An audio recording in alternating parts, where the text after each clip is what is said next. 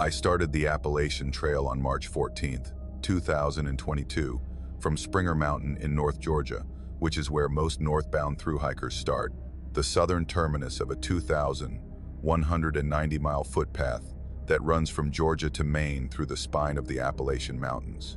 I was 29, in good physical condition, carrying a pack that weighed 32 pounds with food and water, and possessed of the particular optimism that people bring to the beginning of something they've been planning for years, and that they believe will change them in ways they can't yet articulate.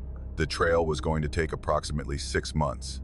I'd saved for 2 years, quit my job in February, said goodbye to a life that would be waiting when I got back, and started walking north with the confidence of someone who has done the research and bought the gear and trained on the local trails, and who believes, with the faith of the prepared, that preparation is sufficient for whatever the trail produces.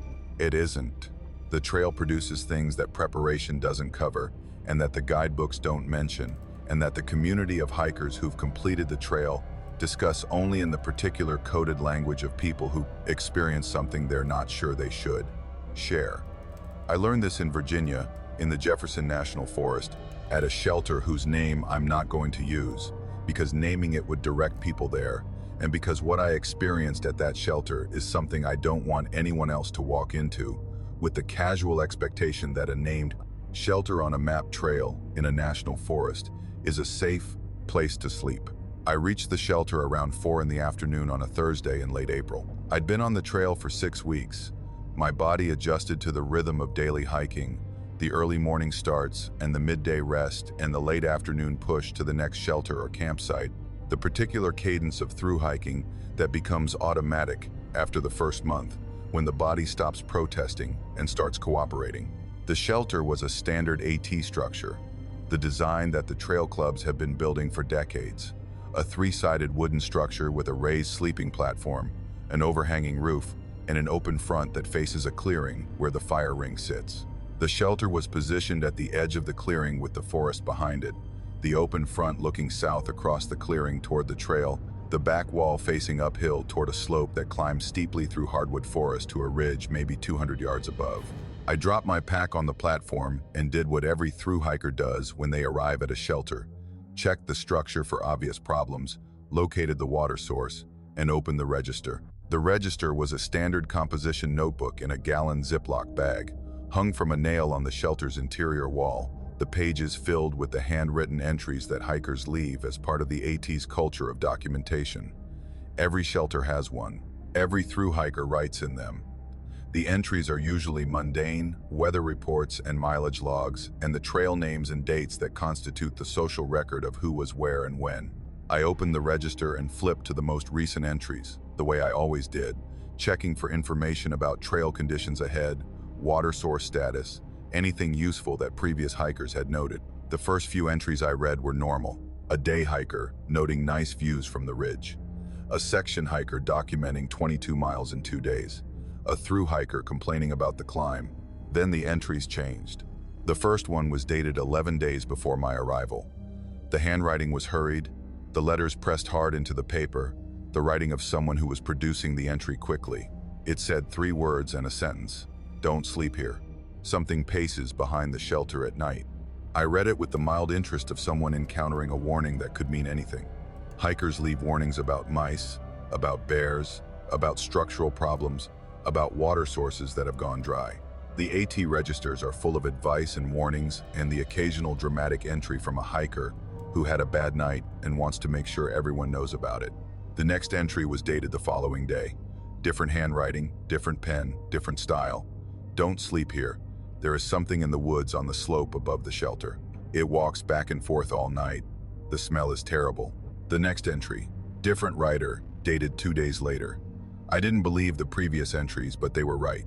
Something walks behind this shelter from about midnight to dawn.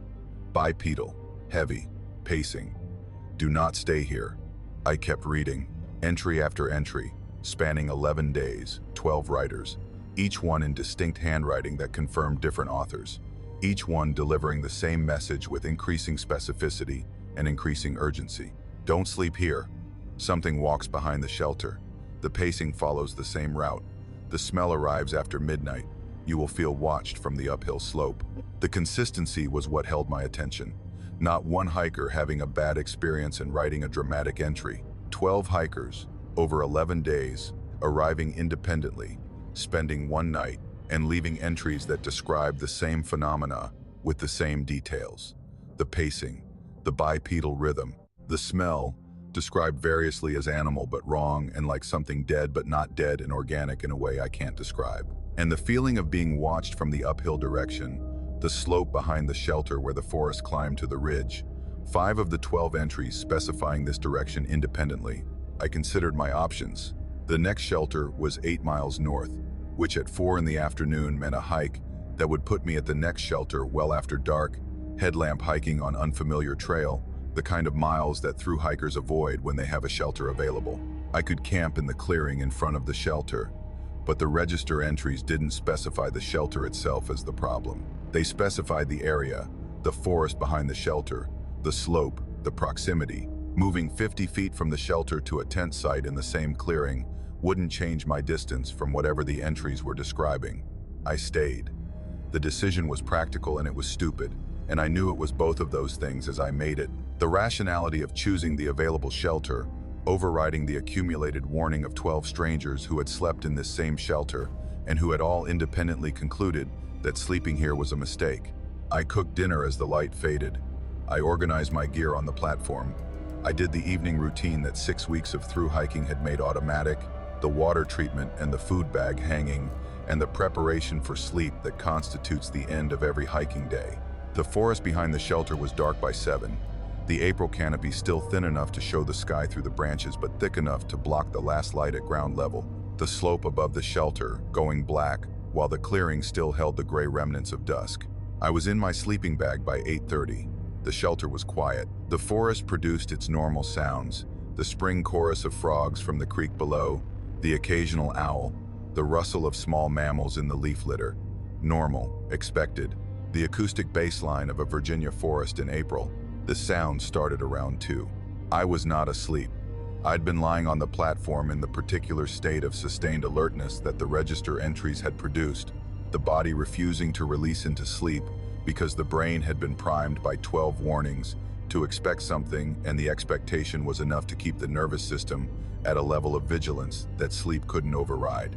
I'd been listening to the forest for 5 hours, and the forest had been normal for 5 hours, and I was beginning to construct the comfortable conclusion that the register entries were exaggerated or fabricated, or the product of 12 hikers who'd been spooked by the same raccoon. The footsteps came from the slope behind the shelter. Heavy, rhythmic, bipedal, the alternating pattern of something walking on 2 legs through the leaf litter on the forested slope above the shelter, the steps producing the particular crunch and rustle that significant weight creates on a surface of dry leaves and fallen branches. The footsteps moved from left to right across the slope, traversing the terrain behind the shelter at a distance that I estimated at maybe 30 yards. The sound clear enough to track directionally, the pace steady, unhurried, the rhythm of something that was not exploring but traveling a route, walking a path that it had walked before. The footsteps reached the right edge of whatever route the walker was following and stopped.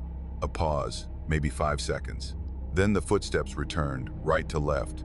The same path, the same pace, the same heavy bipedal rhythm, the walker reversing direction and covering the same ground in the opposite direction.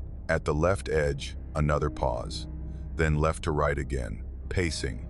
The word the register had used was accurate and specific. Something was pacing behind the shelter, walking back and forth on the slope with the repetitive, mechanical rhythm of an animal in a cage or a sentry on a wall, covering the same ground in both directions, the route consistent, the pace unwavering. The smell arrived about 20 minutes after the pacing started. It came downhill, carried by the cool air that descends slopes at night, the thermal gradient pulling air from the ridge above toward the valley below, and carrying with it the scent of whatever was walking the slope. The smell was organic in a way that I don't have adequate vocabulary for.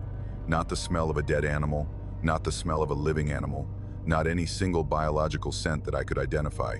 A combination, the composite odor of something that existed in the overlap between alive and not alive, a biological presence that produced a scent signature unlike anything the forest normally contains. The smell was strong enough to register through the open front of the shelter, strong enough that I pulled my sleeping bag over my nose and breathed through the fabric, the nylon providing minimal filtration of an odor that seemed to have weight. The pacing continued. For hours, the footsteps tracking back and forth across the slope with the relentless consistency of a metronome, the rhythm never changing, the pace never varying, the distance never adjusting. Whatever was on the slope was walking a fixed route at a fixed speed and was not going to stop. I did not sleep. I lay on the platform and I listened to the pacing, and I smelled the smell, and I felt, with a certainty that was physical rather than intellectual, the sensation of being watched. Not from the forest in general, but from a specific direction, the uphill slope, the area where the pacing occurred, the feeling of attention directed at the shelter from a position that was above and behind, the pressure of observation from something that could see me, even though I couldn't see it. 5 of the 12 register entries had described this feeling and had identified the same direction. I was the 13th person to lie in this shelter and feel the weight of attention from the slope above, and to know, with the particular knowledge that the body provides when the mind's rational frameworks are insufficient, that whatever was pacing on that slope was aware of the shelter and was aware of me in it, and was walking its route not despite my presence but in response to it. The pacing stopped around 5:30. The pre-dawn gray was beginning to show through the canopy, the April dawn arriving with the gradual brightening that the mountains produce when the light climbs the sky before it clears the ridges. The footsteps ceased mid-route, somewhere in the middle of a leftward traverse, the sound stopping without the deceleration of a walk ending, the silence arriving as abruptly as the walking had arrived 3.5 hours earlier. The smell faded. The feeling of being watched diminished. The forest returned to its morning sounds, birds beginning to vocalize, the frogs quieting, the particular acoustic transition that dawn produces in the Appalachian forest. I was packed and moving within 10 minutes. Not the usual morning routine of slow coffee and slow breakfast, and the leisurely start that thru hikers allow themselves when the day is long and the pace is sustainable.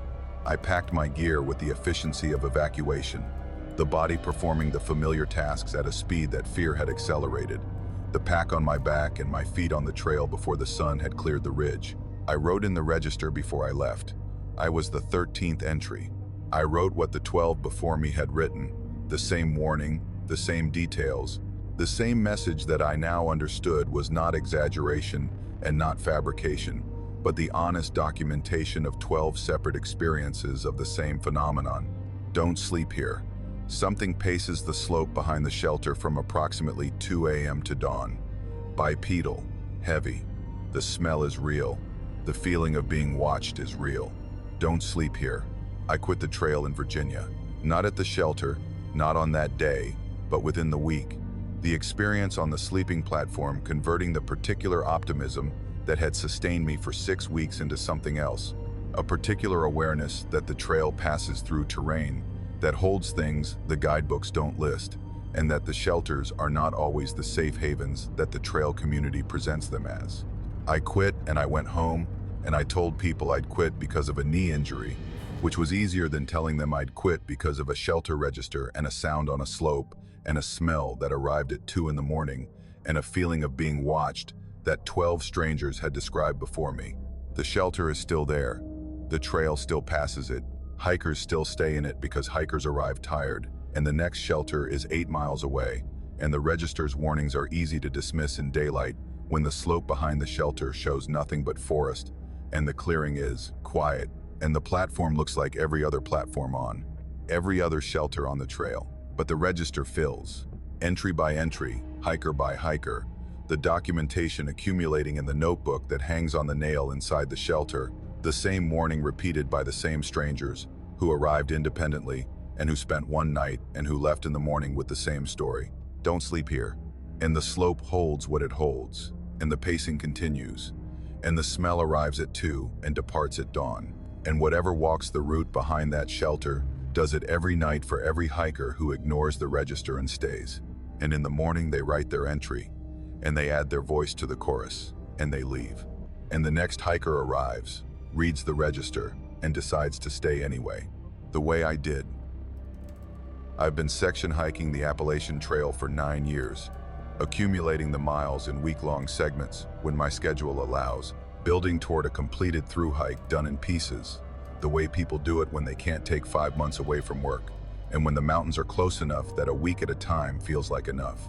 I've hiked sections in 14 states, from the rocky scrambles of Pennsylvania to the balds of Tennessee to the birch forests of New England, logging somewhere around 1,200 miles of the trail's 2,100 in segments that stitch together on the map like a line drawn in installments, the gaps between the completed sections narrowing each year as I fill in the pieces that remain.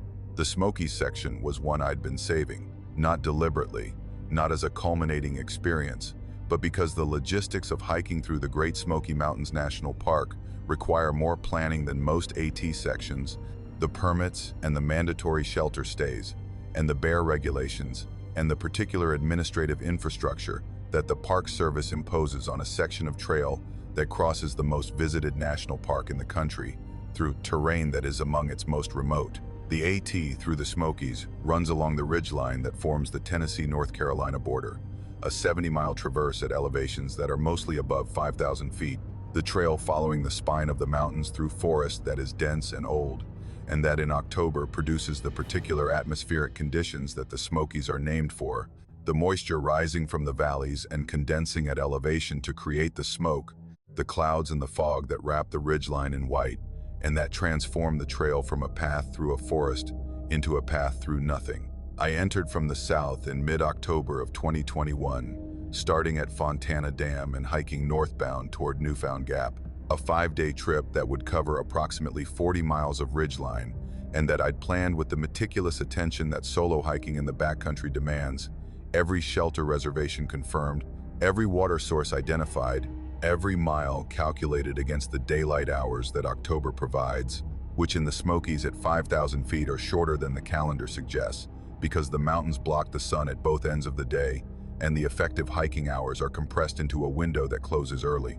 The first 2 days were beautiful. The ridge was clear, the October color at its peak, the views from the balds extending for miles in every direction, the layered blue ridges receding into distance with the particular visual texture that gives the Smokies their name even on clear days, the atmospheric moisture softening the far ridges into graduated shades of blue and gray that look painted rather than real. The trail was well maintained and well marked, the white blazes appearing at regular intervals on the trees that lined the path, the shelters clean and functional, the water sources running. I saw no other hikers. This was expected. October on the AT and the Smokies is between seasons. The through hikers who started in Georgia having passed through months earlier, the southbound hikers still in New England, the section hikers mostly finished for the year. The ranger at the permit station had confirmed what the empty trail showed me. I was the only hiker permitted for this section during my travel dates. The third day was fog. I woke in the shelter to a world that had been erased overnight, the forest and the mountains and the sky replaced by a uniform white that began at the shelter's open front and extended in every direction without variation or depth. The fog was dense in the way that Smokies fog is dense. Not the patchy, drifting fog of lowland weather, but the solid, immersive fog of a cloud sitting on a mountain, the moisture so thick that it deposited visible droplets on every surface, the trees dripping, the trail surface wet, my pack and my clothing developing a sheen of water within minutes of leaving the shelter. I hiked into it. The trail at this elevation was narrow, maybe 2 feet wide, running along the ridgeline through forests that pressed close on both sides, the trees appearing as dark shapes in the fog at a distance of maybe 30 feet and dissolving into the white before they could be identified as species. The trail's surface was the only reliable reference, the packed earth and the rocks and the roots showing the direction of travel when the fog removed every other navigational cue. I walked by feel and by the white blazes that appeared on trees when I was close enough to see them, the blazes emerging from the fog at arm's length and confirming that I was on the trail before disappearing behind me into the white. The footsteps started about an hour into the day's hike. I heard them behind me, not the sound of my own footsteps echoing, which doesn't happen on a dirt trail in dense fog where the moisture absorbs sound rather than reflecting it. A separate set of footsteps, distinct from mine, tracking behind me at a distance that I estimated at about 30 yards, based on the volume and the slight delay between my steps and theirs. The rhythm matched mine. Step for step, the cadence synchronized, the pace identical, the footsteps falling in the same pattern that mine produced on the trail surface, The particular sound of boots on packed earth and rock, maintaining a precision of timing that eliminated the possibility of coincidence. I stopped. The footsteps stopped, not with the gradual deceleration of someone who notices they're catching up and adjusts their pace. Immediately, my last step and their last step occurring simultaneously, the silence arriving at the same instant from both positions on the trail, the synchronization maintained even in the act of stopping. I turned around. The trail behind me disappeared into the fog within 50 feet, the packed surface visible for maybe 30 yards before the white erased it, the trees on both sides fading into shapeless gray. Nothing was visible. No figure, no shape, no movement in the fog. The trail behind me looked exactly like the trail ahead of me, a narrow path dissolving into white, occupied by nothing that my eyes could find. I called out, "Hello," the standard trail greeting, the word projected into the fog with enough volume to reach whatever was walking 30 yards behind me. The sound went out and the fog absorbed it with the particular acoustic deadness of saturated air, the word traveling a short distance and then stopping, not echoing, not reflecting, just ceasing to exist as the moisture killed its energy. No response. The fog held its silence. The dripping of water from the trees was the only sound, the constant, arrhythmic patter of moisture condensing on leaves and falling to the trail and the forest floor. I resumed walking. The footsteps resumed. Same distance, same pace, same synchronization. My right foot down and their right foot down, the timing exact. The sound of two people walking the same trail at the same speed, with the precise coordination of a drill team. I tried variations. I walked faster. The footsteps accelerated. I slowed to a near stop. They slowed to a near stop. I took 3 quick steps and then paused. 3 quick steps behind me, and then silence. Every variation I introduced was matched instantaneously, the response happening in real time with no perceptible delay, the footsteps behind me responding to my changes in pace, as if they were connected to my movement by a mechanism more direct than hearing and responding, as if whatever was behind me was not reacting to my footsteps, but was producing its own footsteps from the same source that produced mine. I stopped 5 more times over the next hour. Each time the footsteps stopped with me. Each time I turned and looked and the fog showed me nothing. Each time I resumed and the footsteps resumed and the synchronization held with the mechanical perfection that was the most disturbing element of the experience, the absolute precision of a matching that left no room for the slight variations that a human follower would produce, the imperfect synchronization that results from one person listening to another and trying to match their pace. There were no imperfections. Every step matched, every stop synchronized. The rhythm behind me was a perfect mirror of the rhythm I produced, reflected from 30 yards back through fog that showed nothing and that refused to reveal what was producing the reflection. 4 hours. The footsteps followed me for the entire day's hike, approximately 11 miles of ridgeline trail through fog that never lifted, 4 hours of walking with something walking behind me at 30 yards, matching my pace, stopping when I stopped, maintaining the constant distance that said this was not an approach and not a pursuit, but an accompaniment, something walking with me through the fog with a patience that didn't fluctuate and an attention that didn't waver and a precision that exceeded any human capacity for sustained synchronization. I reached the shelter in the mid-afternoon, the structure appearing out of the fog with the sudden materiality of solid objects emerging from white, the stone walls and the roof and the sleeping platform showing as dark shapes that resolved into a building as I approached. I stepped onto the sleeping platform and turned around and looked at the trail behind me. Fog, the trail disappearing into white, the dripping of water, the particular silence of a cloud-wrapped ridgeline at 5,000 feet. The footsteps had stopped when I reached the shelter, not gradually, not with a final set of steps that suggested a walking organism coming to a halt. They simply weren't there anymore, the sound ceasing at the point where I stepped off the trail and onto the shelter's platform, as if the boundary of the shelter was a line that the footsteps wouldn't cross, a perimeter that whatever was following me recognized and respected. I checked the register. The previous entry was from 3 days before my arrival, a through hiker's note about the weather and the fog. No entries between that hiker and me. No one had been at this shelter or on this section of trail in the days between that entry and my arrival. The trail behind me was empty of permitted hikers for the entire length of the section I just walked. I didn't sleep well that night.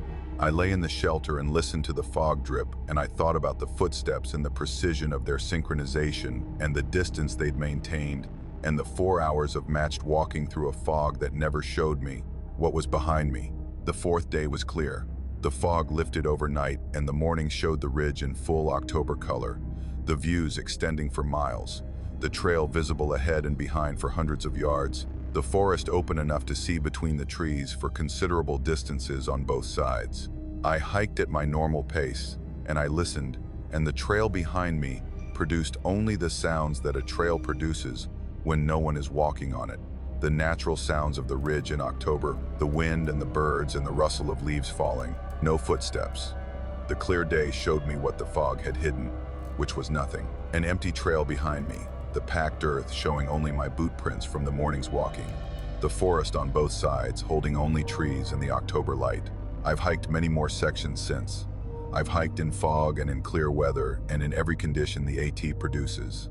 I've never heard the footsteps again. The experience belongs to that one day, that one section of ridgeline in the Smokies, that one October afternoon in fog so dense that the world reduced to a 30-yard sphere of visibility, and the only reference points were the trail beneath my feet and the sound of something walking behind me with a precision that nothing human could sustain. I think about it when the fog comes, not with fear exactly, but with the particular awareness of someone who has been followed and who knows they were followed and who can't determine by what. The fog in the Smokies does something to the trail that clear weather doesn't. It isolates you. It reduces the world to the trail and the trees and the sound, and it removes the visual information that normally tells you what's around you and whether you're alone. In the fog, you walk by sound and by feel, and by the white blazes that appear at arm's length, and the world beyond your sphere of visibility is unknown and unknowable, and might contain anything. It might contain someone walking 30 yards behind you, matching your pace, stopping when you stop, following you through the fog with a precision that says it knows exactly where you are and how fast you're moving, and that it intends to maintain its distance and its rhythm for as long as you walk, and as long as the fog holds, and as long as the conditions allow whatever it is to exist in the plank, white space between the trees that the clear day will erase. The fog lifts, the footsteps stop, the trail is empty, but the fog comes back. In the Smokies, the fog always comes back. And on the days when the clouds sit on the ridge and the visibility drops to 30 feet and the trail disappears behind me into white, I listen, and the trail behind me is quiet. So far. I've been a ridge runner for the Appalachian Trail Conservancy for 4 summers, working a section of the trail in the Jefferson National Forest in Southwest Virginia, the stretch that runs through the mountains between Damascus and Parisburg, about 150 miles of trail that I hike in segments, back and forth, from May through September. The job is part maintenance and part social work and part law enforcement, the particular combination of tasks that the AT requires of the people who take care of it, the daily hiking and the shelter maintenance and the interaction with the hundreds of through hikers and section hikers and day hikers who use this section of trail during the summer months. I check the shelters for damage and cleanliness. I monitor the campsites for compliance with the regulations that the Forest Service imposes on backcountry camping. I talk to hikers about leave no trace practices and bear safety and water treatment and the 100 other topics that ridge runners address in the course of a day on the trail. And I look for problems, the situations that the backcountry produces when people are far from roads and cell service, and the infrastructure that the front country provides, the injuries and the illnesses and the lost hikers, and the occasionally more serious incidents that require me to activate the emergency protocols that the Conservancy has trained me to follow. I found the tent on a Tuesday morning in mid-August of 2022, during a routine patrol of a section of trail about 18 miles south of Parisburg. The trail in this area runs through dense hardwood forest on a ridge that undulates between 3,000 and 4,000 feet. The terrain steep on both sides of the ridge, the forest thick enough that the canopy blocks most of the sky, and the understory fills the spaces between the trunks with the particular green density that August in the southern Appalachians produces. The designated campsites along this section are small, flat areas cleared beside the trail and marked with posts, the basic infrastructure that the Forest Service provides for backcountry camping, a flat spot and sometimes a fire ring, and the understanding that hikers will carry in everything they need, and carry out everything they brought. The campsite was about 2 miles south of a shelter that I'd checked the previous day. I came around a bend in the trail and saw the tent set up on the flat area beside the trail post, a solo backpacking tent in green nylon, the kind of tent that thru hikers carry, lightweight and compact and designed for one person and their gear.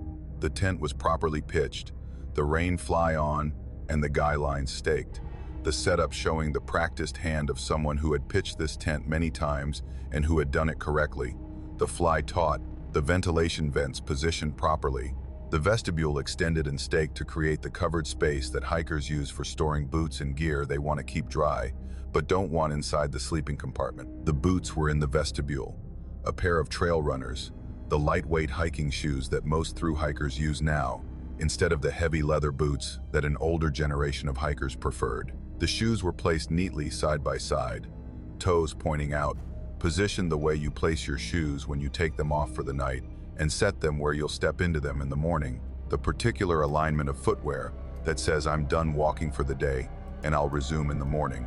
The shoes waiting at the threshold of the tent for feet that would step into them and continue north. I noticed the leaves first. The rainfly was covered with a scattering of leaves that had fallen from the canopy above, the normal accumulation that any tent receives when it's pitched beneath trees. But the accumulation was more than one night's worth. August leaves don't fall in quantity, not the way October leaves do, but they fall in a steady trickle, the occasional leaf releasing from a branch and drifting down, and the number on the fly suggested at least 2 or 3 days of accumulation, a layer that built up gradually and that hadn't been brushed off because nobody had been there to brush it. The ground around the tent confirmed the timeline.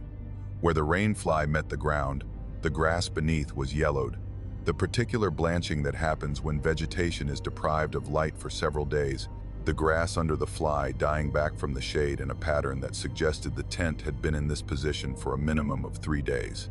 The ground around the stakes showed no recent footprints, the soil undisturbed, except for the compression of the stakes themselves, the area around the tent carrying the particular look of a campsite that has been set up and abandoned. I called out, standard ridge runner protocol when approaching an occupied tent, the verbal announcement that identifies you and that gives the occupant time to respond before you get closer. I called twice, no response. The tent was still, the nylon walls showing no movement from inside, the vestibule undisturbed, the boots sitting in their neat parallel alignment. I opened the vestibule and looked inside the tent. The interior was organized with the efficiency of an experienced hiker, a sleeping pad, inflated and positioned on the tent floor, a sleeping bag, unzipped and laid out on the pad as if the sleeper had gotten out of it and hadn't rolled it up, a backpack, leaning against the side wall of the tent, packed, the compression straps cinched, the hip belt unbuckled, the pack in the state it would be in if the hiker had arrived at camp, set up the tent, placed the pack inside, and hadn't touched it again. Side pockets on the pack held water bottles, both full. The main compartment, which I opened with the careful attention of someone who is now conducting a search rather than a casual check, contained food. Several days' worth of the lightweight, high-calorie provisions that thru hikers carry, energy bars and dehydrated meals and trail mix, and the particular assortment of calories that a person needs to sustain the daily output of hiking 15 to 20 miles over mountain terrain. Everything was present.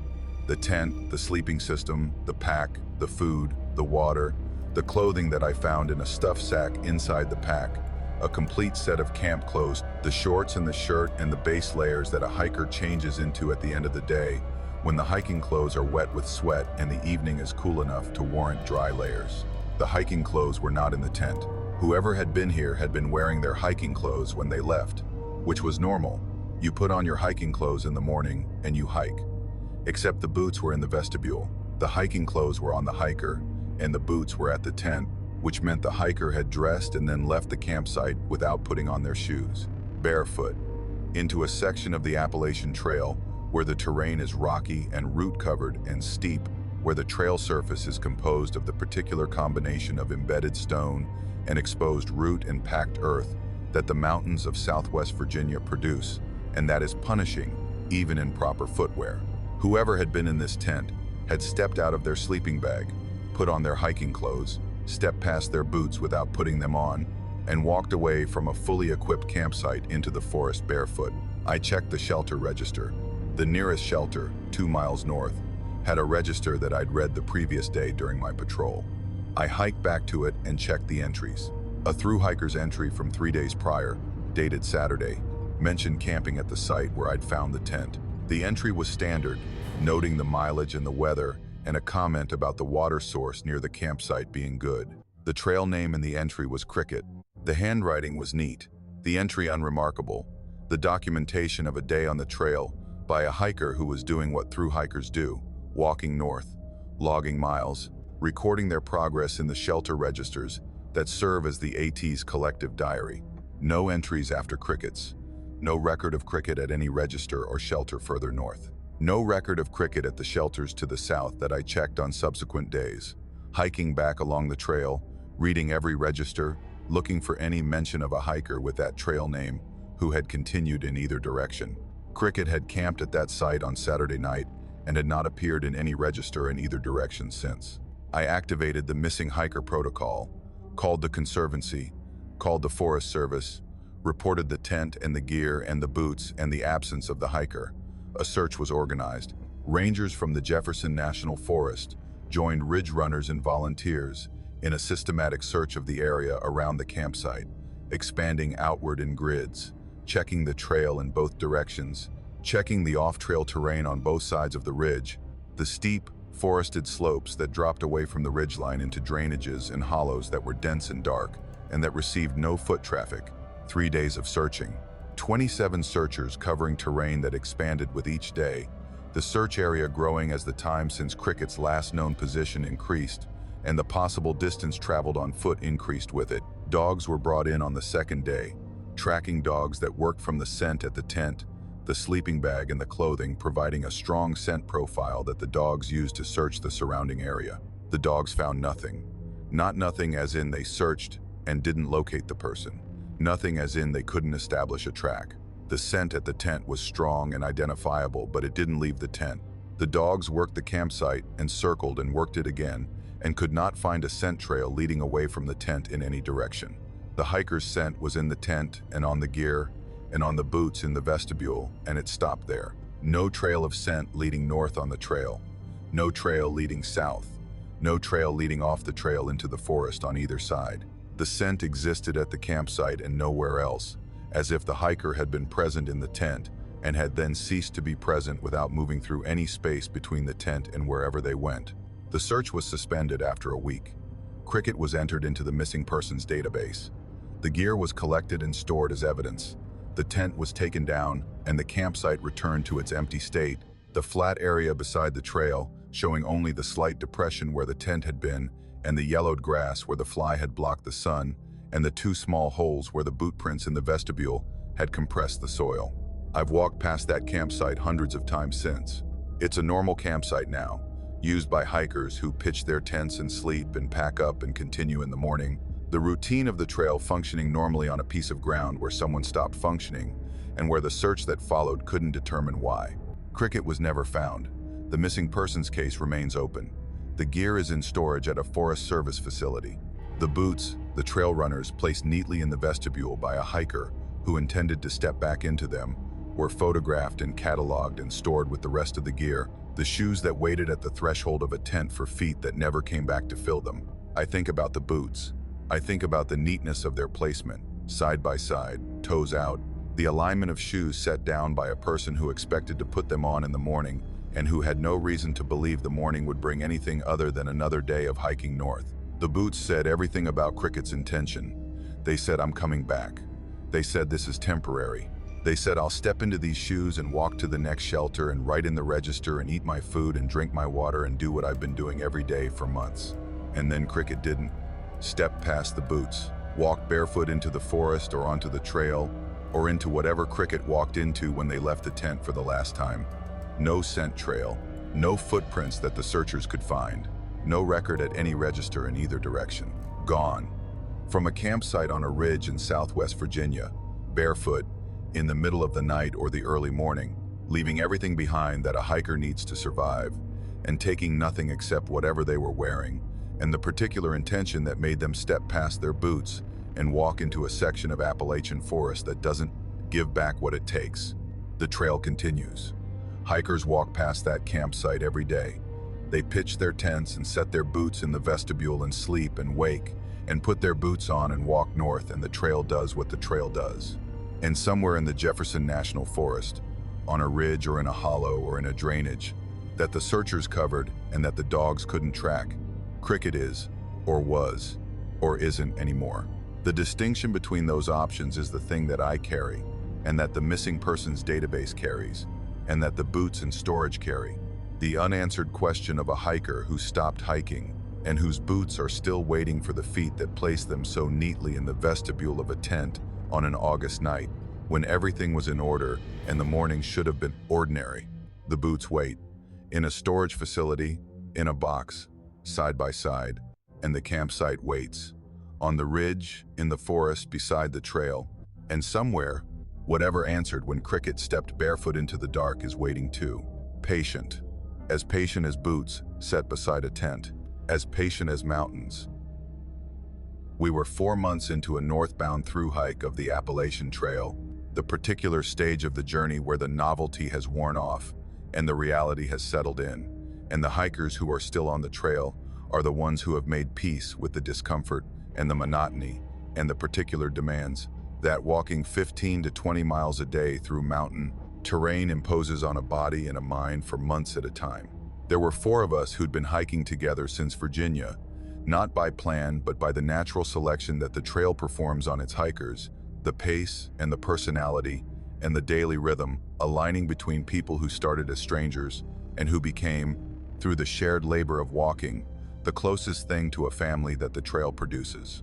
Myself, a woman named Beck who'd quit her law firm to hike, a retired teacher named Gordon who was the oldest of our group at 61 and who hiked with a steadiness that put the rest of us to shame, and a kid named Danny who was 22 and who had started the trail because he didn't know what else to do and who had found in the walking a purpose that the rest of his life hadn't provided. We were in North Carolina, the Nantahala National Forest section of the AT, the stretch that runs through the mountains south of the Smokies, and that in late July was at the peak of its summer density, the forest thick and green and loud with insects, the trail, a narrow corridor through vegetation that pressed close on both sides, and that produced the particular claustrophobia of hiking through a tunnel of green that blocks the sky and the sight lines, and that reduces the world to the trail surface and the canopy above. The shelter was a standard AT structure, the 3-sided design that the trail has used since the 1930s, a wooden platform under a roof with 3 walls and an open front, the basic geometry of a building that provides a floor to sleep on and a roof to keep the rain off and nothing else. The shelter sat at the edge of a small clearing maybe 50 yards from the trail, accessed by a short side trail that led down a slight slope to the flat area where the shelter and the fire ring and the privy trail created the small infrastructure of an AT campsite. The forest surrounded the clearing on 3 sides, the trees starting maybe 20 yards from the shelter's walls, the canopy overhead leaving a gap above the clearing that showed the sky and that in July showed the stars when the clouds allowed it. We arrived around 5 in the afternoon and set up with the efficiency of hikers who have been doing this for 4 months. The packs on the platform, the sleeping bags unrolled, the cook kits out, the bear bags hung. The routine performed without discussion, because the routine had been performed so many times that it required no discussion. We cooked dinner and ate and sat on the platform edge and talked about the trail and the miles and the weather and the things that through hikers talk about, because the trail is the world, and the world outside the trail has receded to a distance that makes it theoretical rather than real. Dark came around 9. The July dark of the southern Appalachians, arriving late and arriving warm, the temperature dropping from the 80s into the 70s and the humidity staying where it was, the air thick and still, and holding the particular nighttime density that the mountains produce when the day's heat is trapped in the valleys and the hollows and the clearings by the vegetation that surrounds them. We settled into the sleeping bags, 4 of us in a row on the platform, the shelter's open front facing the fire ring and the privy trail and the forest beyond. The particular vulnerability of sleeping in a structure with no front wall in a forest that is dark and wild, and that contains things that the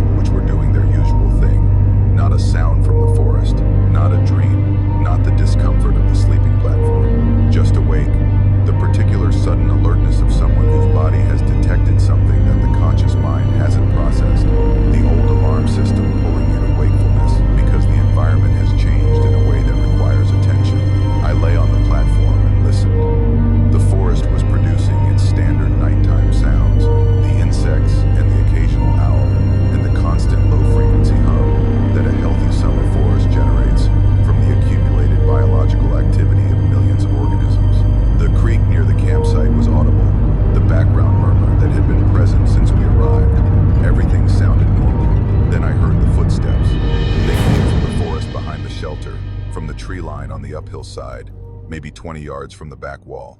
The sound was clear in the July night. Footsteps on leaf litter, the particular crunch and rustle of something walking on the dry leaves, and the humus that covered the forest floor. The steps were bipedal, alternating left and right with the unmistakable rhythm of something walking on two legs, each step producing a distinct impact, the weight compressing the leaves and the soil beneath in a cadence that was steady and even and that was moving around the shelter. The footsteps tracked from behind the shelter toward the left side, moving along the tree line at a consistent distance that I estimated at 20 yards, the sound maintaining its volume as the source traveled parallel to the shelter's wall. The pace was unhurried, maybe 2 steps per second, the rhythm of a comfortable walk, the kind of pace that a person maintains when they're walking without purpose or urgency, covering ground as a function of movement rather than destination. Beck was awake. I could tell by her breathing, the change from the deep, regular pattern of sleep to the shallow, controlled pattern of someone who is awake and who is listening and who has decided not to announce their wakefulness. Gordon was awake too, his body rigid on the platform beside me, the particular tension of a man who is processing something through his body while his mind catches up. The footsteps reached the left side of the shelter, continued around the front, the open front where we lay on the platform, with our sleeping bags and our vulnerability, the sound passing across the clearing in front of us at the same 20-yard distance, the footsteps visible in sound but not in sight, the clearing dark enough that the tree line was a wall of black, and the space between the trees held nothing my eyes could resolve into a shape. The footsteps continued to the right side of the shelter, around the back, returning to the point where I'd first heard them, and they continued, around again. The same path, the same pace, the same 20-yard distance, the footsteps completing a second circuit of the shelter with the same steady, unhurried rhythm as the first. Left side, front, right side, back. 3 minutes, approximately, from start to start, the circuit timed by the pace and the circumference of the path. Danny was awake now. All 4 of us on the platform, rigid in our sleeping bags, listening to something walk around us in the dark. Nobody spoke. The silence among us was unanimous and instinctive. The same decision made by 4 people independently, the decision to not announce our wakefulness, to lie still and listen, and not attract the attention of whatever was circling our shelter on 2 legs in the middle of the night. The third circuit, same path, same pace, same distance. The footsteps falling on the leaf litter with the particular regularity of something that was not investigating and not searching, and not doing any of the things that would explain why a bipedal organism would walk in circles around a shelter at 1 in the morning. The circling had the quality of function rather than curiosity, the purposeful repetition of a behavior that served a goal that I couldn't determine, the mechanical patience of something performing a task. Bears don't circle shelters. I need to note this because it's the explanation that the rational mind reaches for and that the rational mind has to release. Bears approach and investigate, and sometimes enter, and sometimes leave, their behavior driven by the food-seeking imperative that governs most bear-human encounters on the AT. Bears don't walk in 20-yard circles around shelters for hours. Coyotes don't do it. Deer don't do it. No animal in the Appalachian forest performs sustained, circular, bipedal locomotion around a fixed point for hours. The circuits continued. 4, 5, 6. I stopped counting after 10 because the counting was becoming its own kind of torment, the numbers accumulating without providing information, each circuit identical to the last, the footsteps tracing the same path at the same pace, with a consistency that said this was not going to stop, that whatever was circling us was going to continue circling for as long as its purpose required. I whispered to Beck. I turned my head and spoke into the space between our sleeping bags, with a volume that was barely above thought. "Do you hear that?" She turned her head. She said yes. Her voice was flat and controlled, and conveyed more information in that single syllable than a paragraph would have. The yes of a person who has been lying awake for an hour, listening to something walk circles around them, and who has been waiting for someone else to confirm that the experience is shared. Gordon spoke from my other side. He said it's been going since about 1. Danny said nothing. Danny was 22, and on his first long hike and the particular quality of his silence, said that he was processing this experience without the frameworks that the rest of us were applying, the rationalizations and the explanations and the comparative analysis that older and more experienced people use to contain the things that don't fit inside their categories. The circling continued. We lay on the platform and we listened, and we didn't get up, and we didn't shine our headlamps into the forest, and we didn't shout or make noise or do any of the things that hikers are taught to do when they encounter wildlife at shelters. We didn't do those things because what was circling us wasn't wildlife, and we knew it wasn't wildlife, and doing the things you do for wildlife felt inadequate for whatever was out there. The way bringing a kitchen knife to a situation that requires something else entirely feels inadequate, the tool wrong for the task. 4 hours. The circling continued for 4 hours, from approximately 1 a.m. until approximately 5, the footsteps maintaining their circuit with the unflagging regularity of something that didn't tire and didn't vary and didn't lose interest. The pace never changed. The distance never changed. The sound of the footsteps on the leaf litter was the same at 4:30 as it had been at 1:15. The rhythm unbroken, the circuit repeating with the mechanical persistence of something that would continue until whatever signal told it to stop. It stopped at dawn, not at sunrise, because the shelter was in a hollow where the sun wouldn't be visible for another hour. But at the first lightening of the sky, the barely perceptible shift from black to dark gray that announces the approach of day before the day itself arrives. The footsteps completed a circuit and did not begin another one. The forest held its silence for a moment, the particular silence that follows the cessation of a sustained sound, and then the birds started, and the insects resumed, and the normal sounds of morning replaced the 4 hours of circling with the acoustic texture of a day beginning. We got up, all 4 of us, out of the sleeping bags, boots on, headlamps on, although the light was growing, the lamps providing the additional illumination that we needed to see the ground around the shelter clearly. We walked to the tree line. We walked the perimeter of the clearing, following the path that the footsteps had described all night. The path was visible. In the leaf litter that covered the forest floor, at a consistent distance of 20 yards from the shelter walls, a trail had been worn. Not a faint impression, not a subtle compression that you'd miss if you weren't looking. A path. A visible, compressed, clearly defined ring of disturbed leaves that circled the shelter completely, the leaves pushed aside and compacted by the repeated passage of something that had walked the same route for 4 hours. The path as clear and as intentional as a walking trail, worn into a lawn by someone who walks the same route every day. We looked for footprints. The leaves were compressed, but the compression showed no detail, no print, no shape that could be attributed to a foot of any kind. The path showed only the volume of the disturbance, the width of the compressed area, which was approximately 18 inches, suggesting a stride that placed one foot in front of the other in a line rather than the side-by-side placement that would produce a wider path. We didn't stay for breakfast. We packed and hiked out with the focused efficiency of 4 people who had agreed without discussion that this campsite was not a place where we wanted to spend any more time. We hiked north at a pace that was faster than our usual pace, and we didn't talk about it until lunch, when we sat on a rock beside the trail and ate and looked at each other, and began the conversation that would continue for the remaining months of our hike, and that has continued since, the shared attempt to explain what circled our shelter for 4 hours, and left a visible path in the leaves, and produced bipedal footsteps that 4 experienced hikers heard clearly, and that no animal we know makes. Gordon said patrol. He said the word quietly, with the careful pronunciation of a man testing a theory. He said whatever circled us was patrolling, walking a perimeter, maintaining a boundary around the shelter, the way a sentry walks a perimeter around a position. Not investigating, not hunting, patrolling. The word fit.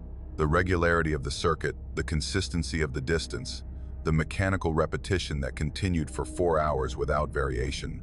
All of it corresponded to the behavior of something performing a function, maintaining a presence around a fixed point, walking a boundary that it had established, and that it was enforcing with its presence and its patience. The question that the word raised was worse than the question it answered. If something was patrolling around our shelter, the question was not what was circling us, but what it was keeping out. What exists in that section of the Nantahala forest that requires a perimeter? What comes to shelters at night that something else walks circles to prevent? We finished the trail. We reached Katahdin in September, and on the nights when I lie in bed and listen to the sounds of my house and the neighborhood and the domesticated world that I live in now, I think about the shelter in the Nantahala and the 4 hours of circling and the compressed ring of leaves that something wore into the forest floor, while we lay on the platform and listened. And I think about Gordon's word, patrol. And I think about what was outside the circle that the patrol was maintaining. And I think about whether the thing circling us was keeping something out or keeping us in. And I don't know which answer is worse. The White Mountains of New Hampshire are not the whites that the tourism brochures sell.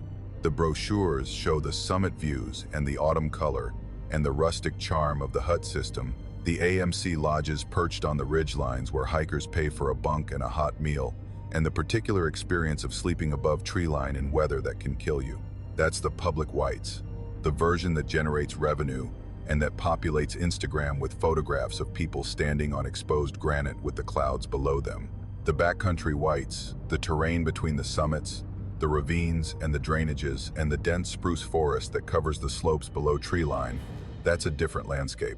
That's the landscape that produces the weather that kills the unprepared hikers, and that holds the terrain that breaks the ankles of the prepared ones, and that contains the particular quality of wilderness that New England produces. When the elevation is high enough, and the terrain is steep enough, and the forest is dense enough to create an interior that feels more like the backcountry of Alaska than the backcountry of a state that you can drive across in 3 hours. I was section hiking the AT through the Presidential Range in September of 2022, a week-long trip that took me from Pinkham Notch over the northern Presidentials and south through the range to Crawford Notch, approximately 30 miles of trail that crosses some of the most exposed and most demanding terrain on the entire Appalachian Trail. The weather cooperates in September more often than it doesn't, the summer's instability giving way to the stable high-pressure systems that September produces in New England, the days clear and cool, the nights cold, the conditions favorable for the ridge walking that the Presidentials demand. I was hiking alone. My name is David, and I'm telling you my name because my name is the center of what happened, and because referring to it obliquely would diminish the particular violation that hearing it produced. David, the name my parents gave me, the name that my wife uses, the name that my colleagues know me by, the name that appears on my driver's license and my passport and the documents that constitute my legal identity. Not my trail name, which was Ridgeline, and which was the name I used in shelter registers and in trail conversations and on the gear tag attached to my pack. David was nowhere on the trail, not written on any register, not spoken to any hiker I'd met, not visible on any piece of equipment I carried. David existed only inside me, the private name that the trail didn't know. The section where it happened was below treeline, in the transition zone between the exposed ridgeline and the valley floor, where the trail descended from the alpine environment of the summits into the dense spruce and hardwood forest that filled the ravines and the drainages on the mountain's flanks. The trail was steep, switchbacking down a slope that dropped maybe 2,000 feet from the ridge to a creek crossing in the valley below, the terrain forested and close, the spruce giving way to hardwood as the elevation decreased, the canopy thickening until the sky was visible only in fragments between the leaves. The ravine was to my left as I descended, a steep, forested drainage that fell away from the trail's edge into a narrow valley where a stream ran, the water audible but not visible through the dense vegetation that covered the slope. The ravine was deep, the far side visible as a wall of dark spruce maybe 200 yards across the void, the bottom of the drainage hidden by the canopy and the terrain's angle. The slope between the trail and the bottom was steep enough to require hands if you were climbing it, and dangerous enough to injure you if you were descending it carelessly, the kind of terrain that the trail avoids and that the forest occupies without any accommodation for human traffic. I heard my name at approximately 2 o'clock in the afternoon. The day was clear, the September light filtering through the canopy with the particular golden quality that September produces in New England, the air cool and still.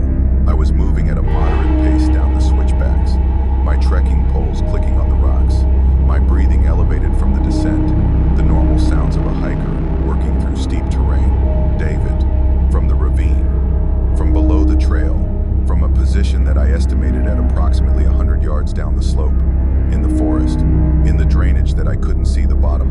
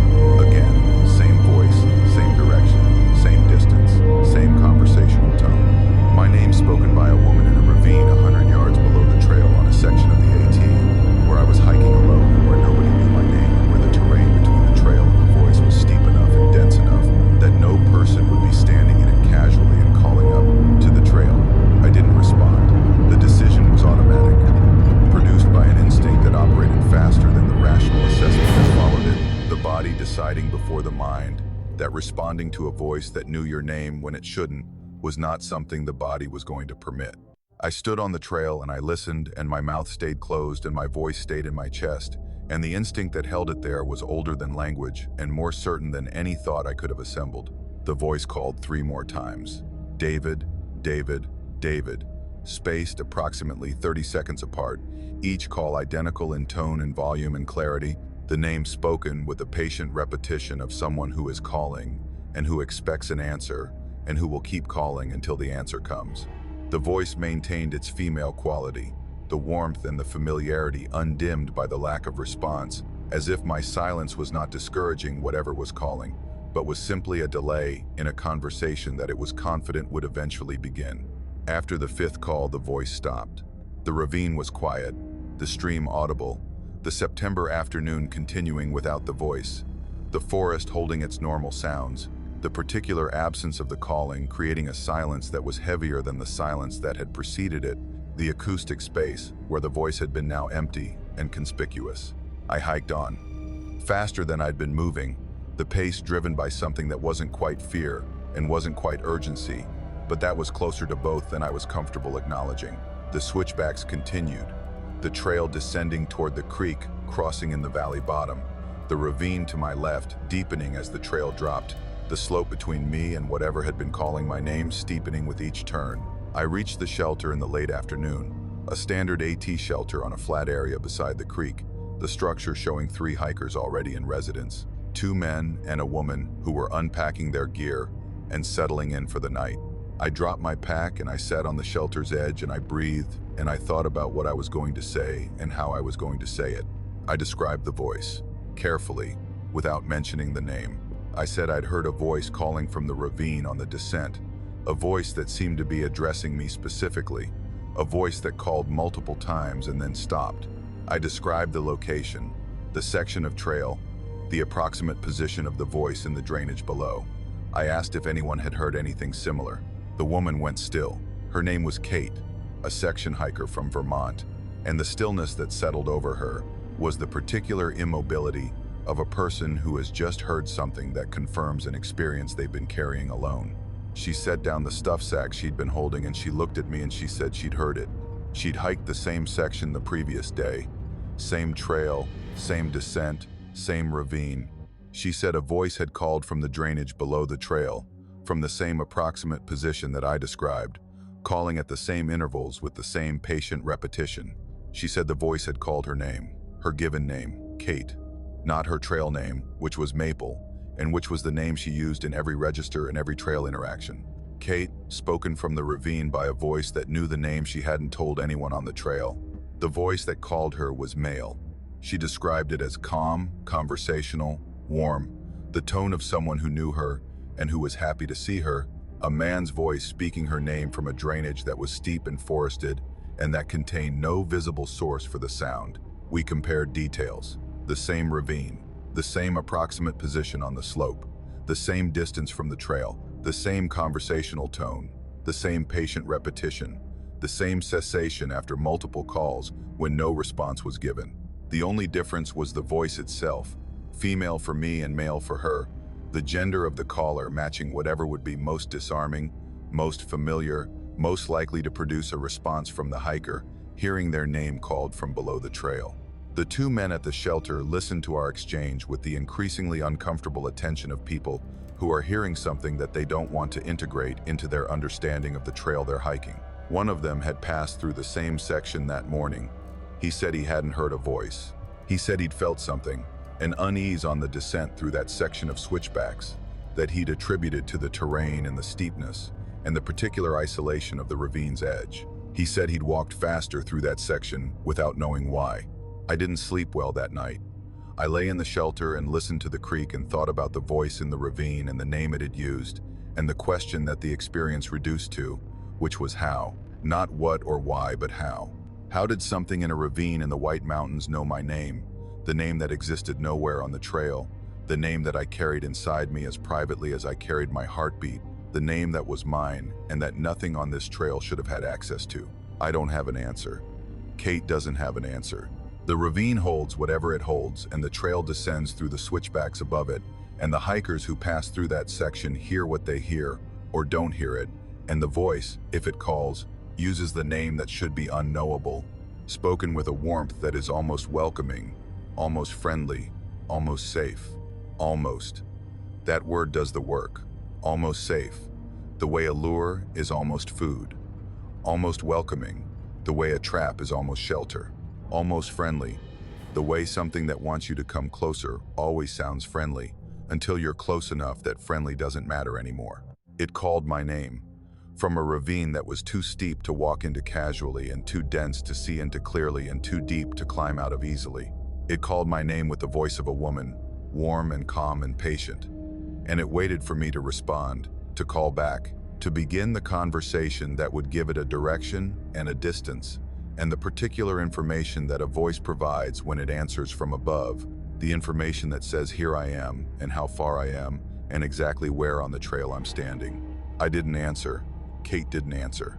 The instinct that held our voices in our chests was the same instinct, the ancient recognition that some calls are not invitations but extractions, the voice that knows your name, working to draw you toward the voice's source, down the slope, into the ravine, into the drainage where the terrain is steep and the forest is dense, and the trail above is far enough away that no one on it would hear you. The ravine is still there.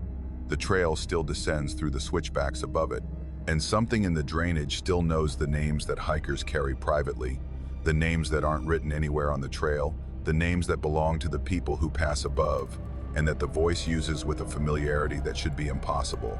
And that is, for that reason, the most disturbing thing about it. It knows your name, the one you didn't tell anyone, the one you carry silently, and it calls it from the ravine, patient and warm, waiting for the hiker who answers. Roan Mountain sits on the Tennessee-North Carolina border at an elevation where the Appalachian Trail crosses terrain that looks nothing like the forested ridgelines that characterize most of the trail's southern sections. Above 5,000 feet, the forest gives way to the balds, the open grassy summits that have been treeless for as long as anyone has recorded, the high meadows that ecologists have been arguing about for decades because nobody can definitively explain why they exist. The theories range from fire to grazing, to climate to soil chemistry, but the balds persist without explanation, the grass growing thick and green above the tree line on mountains where the tree line should be higher than it is, the summits open and windswept, and offering the kind of 360-degree views that hikers travel hundreds of miles to see. The AT through the Roan Highlands is one of the most popular sections of the trail in the southern Appalachians, the combination of accessible trailheads and spectacular scenery, drawing day hikers and section hikers and through hikers in numbers that make the trail feel crowded in summer, and that, even in June, when the rhododendron is blooming and the balds are at their greenest, produce a steady stream of foot traffic that wears the trail into a clearly defined path through the grass, the beaten surface visible as a brown strip against the green of the bald, the route as obvious and as easy to follow as a sidewalk through a park. I was day hiking on a Saturday in June of 2023, a straightforward out and back from Carver's Gap, the trailhead that provides the easiest access to the Roan Balds, and that on a June Saturday was packed with cars, the parking area full, the overflow extending down the road, the trailhead humming with the particular energy of a popular hiking destination on a beautiful day. I started around 10 in the morning, hiking south on the AT, climbing through the transition from the Gap's spruce forest to the open grassland of Round Bald, the first of the series of balds that the trail crosses in this section. The hiking was easy. The trail was clear, the path through the grass worn to bare earth by the traffic of thousands of feet, the white blazes painted on rocks at intervals that were frequent enough to be almost unnecessary, because the trail was so obvious that navigation required no marks at all, the brown strip of beaten path visible for hundreds of yards across the open grass. The route as clear as a road. I passed other hikers in both directions, the Saturday traffic steady, families with children and couples with dogs and solo hikers with poles and packs, the diverse population of a popular AT section on a summer day. I hiked about 4 miles, crossing Round Bald and Jane Bald and reaching the high point of Grassy Ridge Bald, where the elevation tops 6,000 feet and the view extends in every direction, the Blue Ridge to the south, the Tennessee Valley to the west, the ridgeline continuing north toward the next series of peaks. I found a spot just off the trail, a flat area of grass beside a large rock that bore a white blaze, the rectangular paint mark that identifies the AT's route, and I sat down and ate my lunch and took photographs and rested with the satisfied fatigue of someone who has hiked 4 miles uphill and who will turn around and hike 4 miles downhill, and who is, for the moment, exactly where they want to be. I sat for maybe 30 minutes. The day was clear, the June sun warm at elevation, the wind light, the grass around me showing the particular green of early summer on the balds, the color deep and uniform, the grass thick and even, the surface of the bald extending in every direction like a carpet laid over the mountain's summit. Other hikers passed on the trail while I sat, their voices carrying across the open ground, the sounds of a Saturday on a popular bald, laughter and conversation, and the particular social energy of people sharing a beautiful place. I packed my lunch, put on my pack, and stood up and turned around to hike back the way I'd come. The trail was gone. I need to describe what gone means, because the word alone doesn't capture the particular quality of absence that I encountered when I turned around on that bald. The trail, the beaten path of bare earth that I'd been walking on for 4 miles, the strip of brown that was visible across the grass for hundreds of yards in either direction, the path that was so clear and so obvious that navigation required no attention at all, was not there. The grass of the bald extended in every direction without interruption, without any indication that a path had ever crossed it. The surface continuous and uniform and unbroken, the particular evenness of mountain grass that has not been walked on or disturbed, every blade standing at the same height, the same color, the same texture. I looked at the rock beside me, the rock where the white blaze had been painted, the mark I'd been sitting next to for 30 minutes. The rock was there, the blaze was not. The surface of the rock showed only natural stone, gray and lichen covered, showing no trace of white paint, no rectangular mark, no indication that anyone had ever painted anything on its surface. I turned in a slow circle. The bald extended around me in every direction, the grass unbroken, the terrain showing the gentle undulations of the mountain summit without any feature that corresponded to a trail. No beaten path, no blazes on the scattered rocks, no signposts, no cairns, no markers of any kind. The bald was a continuous surface of grass, as if the Appalachian Trail had never crossed it, as if the path that I'd walked and that hundreds of other hikers had walked that day had been erased or had never existed. The hikers were gone too. The Saturday traffic that had been steady all morning, the families and the couples and the solo hikers passing in both directions, was absent. The bald was empty. I was standing alone on a 6,000-foot summit that had been populated with people 30 minutes earlier and that now held only grass and wind and the particular silence of a high, open place that is unoccupied. I felt the disorientation first as a physical sensation, a vertigo that started in the inner ear and radiated outward, the body responding to a spatial environment that had changed fundamentally without any sensory explanation for the change. I'd been sitting on a trail beside a blazed rock on a populated bald, and I'd stood up and turned around, and the trail and the blaze and the people were gone, replaced by an unbroken surface of grass that showed no evidence that any of them had ever been present. I walked to where the trail should have been.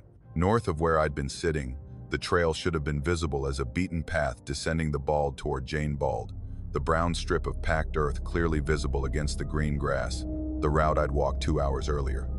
I walked to the approximate location and stood on grass that was thick and even and undisturbed, grass that showed no compression, no wear, no evidence of foot traffic. I knelt and looked at the ground. The grass was growing normally, the blades upright and healthy, not bent or broken or compressed by the thousands of feet that should have crossed this surface on this Saturday in June. The soil beneath the grass was soft and dark and showed no compaction, the particular undisturbed quality of earth that has been growing grass for a long time and that has not been walked on. I stood up and turned slowly, scanning the entire bald. The tree line was visible in every direction, the dark edge of the spruce forest that bordered the open grassland, the boundary between bald and forest that defined the limits of the summit. The trees looked the same as they had all morning. The sky looked the same. The wind felt the same. Everything about the environment was consistent with the Saturday morning I'd been hiking in, except that the trail was gone, and the hikers were gone, and the blazes were gone, and I was standing alone on a surface that had never been a trail. I walked in circles for maybe 5 minutes, expanding my search, looking for any trace of the path that should have been there. Nothing. The grass was continuous in every direction, the bald showing the particular uniformity of a surface that had not been disturbed. The absence of the trail not a matter of concealment or overgrowth, but of non-existence, the trail simply not being there in the way that a road is not in a field. The absence fundamental rather than temporary. I checked my phone. The time was correct. The date was correct. The GPS showed my position on the bald at the coordinates where I expected to be. The mapping app showed the AT crossing the bald at the location where I was standing. The digital world confirmed that the trail existed. The physical world showed me grass. I sat down on the rock that should have had a blaze on it and didn't. I sat there and I looked at the empty bald and I breathed and I tried to apply logic to a situation that logic could not accommodate. I had walked here on a trail. The trail was not here. These two facts could not coexist, and yet they did. The memory of the trail and the absence of the trail occupying the same moment, the before and the after, separated by nothing more than the act of standing up and turning around. 30 minutes. I sat on that rock for approximately 30 minutes, the time measured by my phone, the minutes passing with the particular slowness of time experienced in a state of sustained disorientation, each minute containing more attention and more awareness than minutes normally contain, the brain running at a heightened processing speed that made the passage of time feel elongated. During those 30 minutes, the bald was silent. No wind, which had been present all morning. No insects, which had been buzzing in the grass since I'd started hiking. No birds, which had been circling the thermals above the bald throughout the day. The silence was complete, and it was wrong. The particular wrongness of a natural environment that has been stripped of its normal acoustic content, the absence of sound indicating not quietness but vacancy, a landscape that was not merely quiet but that was holding nothing that could produce sound. And then I turned around one more time, the particular turn that I cannot explain and that I've replayed in my memory hundreds of times since, the rotation of my body from facing north to facing south and then continuing, turning past south toward the west and the north again, a full rotation, 360 degrees, and when I came back around to facing north, the trail was there. The beaten path, the brown strip of packed earth through the green grass, the white blaze on the rock beside me, the rectangular mark of white paint that I'd been sitting next to when I ate my lunch, the trail visible for hundreds of yards across the bald, descending toward Jane Bald, the route clear and obvious and exactly where it had been when I arrived, and the hikers, a couple coming up the trail toward me, maybe 200 yards away, walking with poles, their conversation audible in the distance. A family further behind them with children running ahead. The Saturday traffic resumed as if it had never stopped. The populated bald restored, the trail and the blazes, and the people returned to the summit that had been empty for 30 minutes.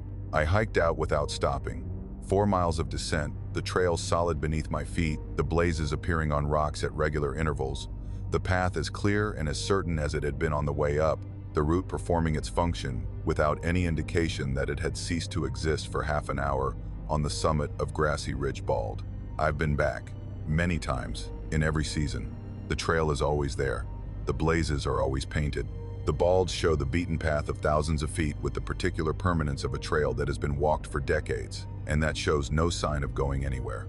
But I sat on that bald for 30 minutes in a world where the trail didn't exist, where the grass was unbroken and the blazes were absent, and the hikers were gone and the silence was complete, and the mountain surface showed no evidence that a trail had ever crossed it.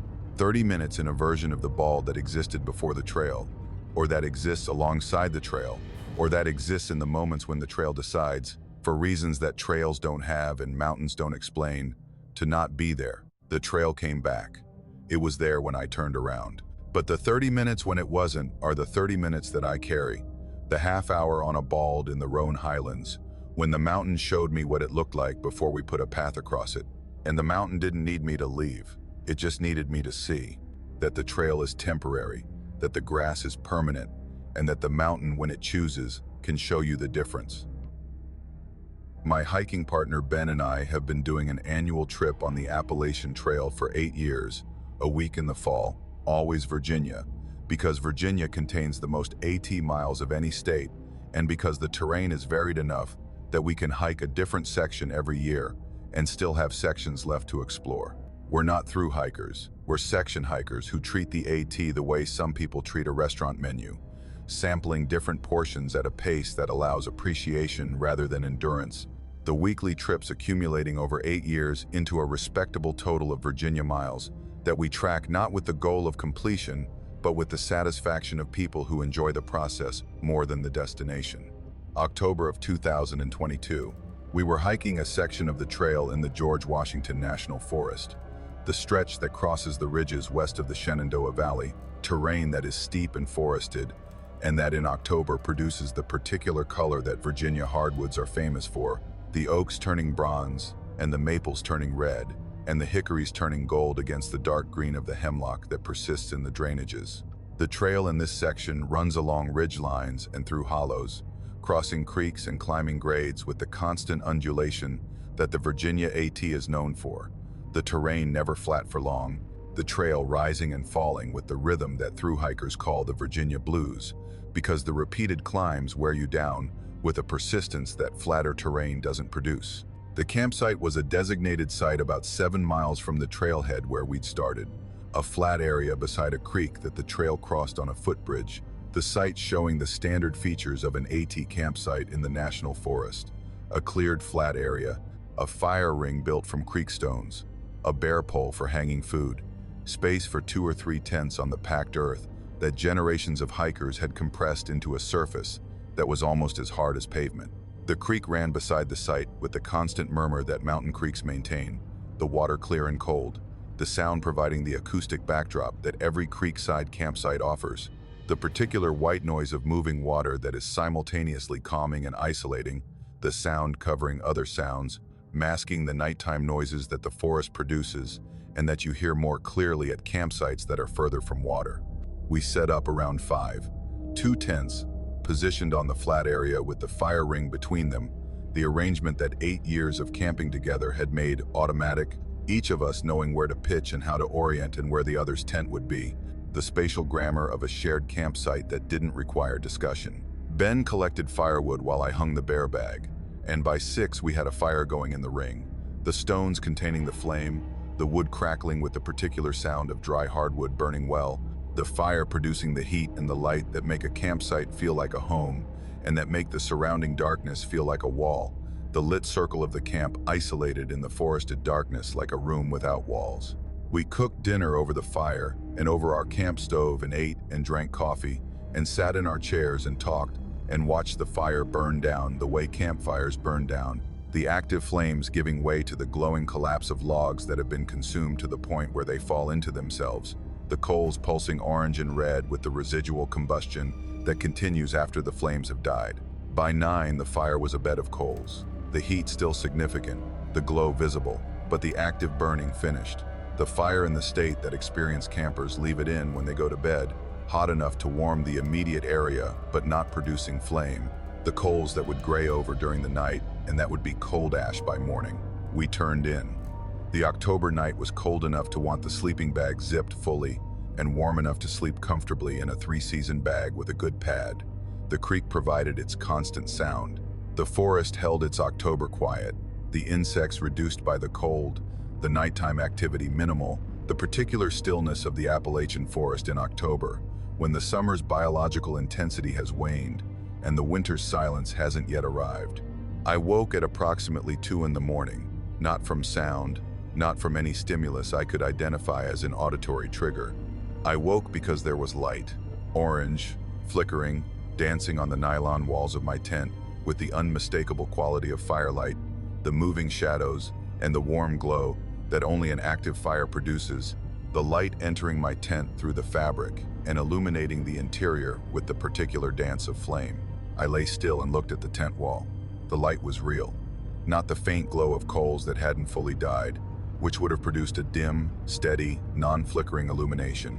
This was flame light, active, dynamic, the brightness and the movement pattern of a fire that was burning with established flame, logs producing combustion, the fire in a state that required fuel, and that had fuel and that was consuming it.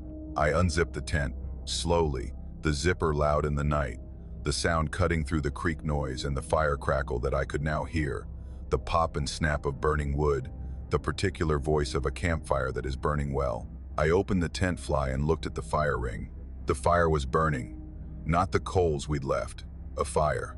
Logs in the ring, 3 or 4 pieces of wood arranged in the teepee configuration that produces the best flame, the wood burning with established combustion, the flames maybe 18 inches high, the fire producing the light and the heat and the sound of a campfire that has been built by someone who knows how to build a campfire and that has been burning long enough to develop a bed of coals beneath the fresh wood, the particular state of a fire that has been tended, that someone has built and fed and brought to the stage where the combustion is self-sustaining. The wood was not ours.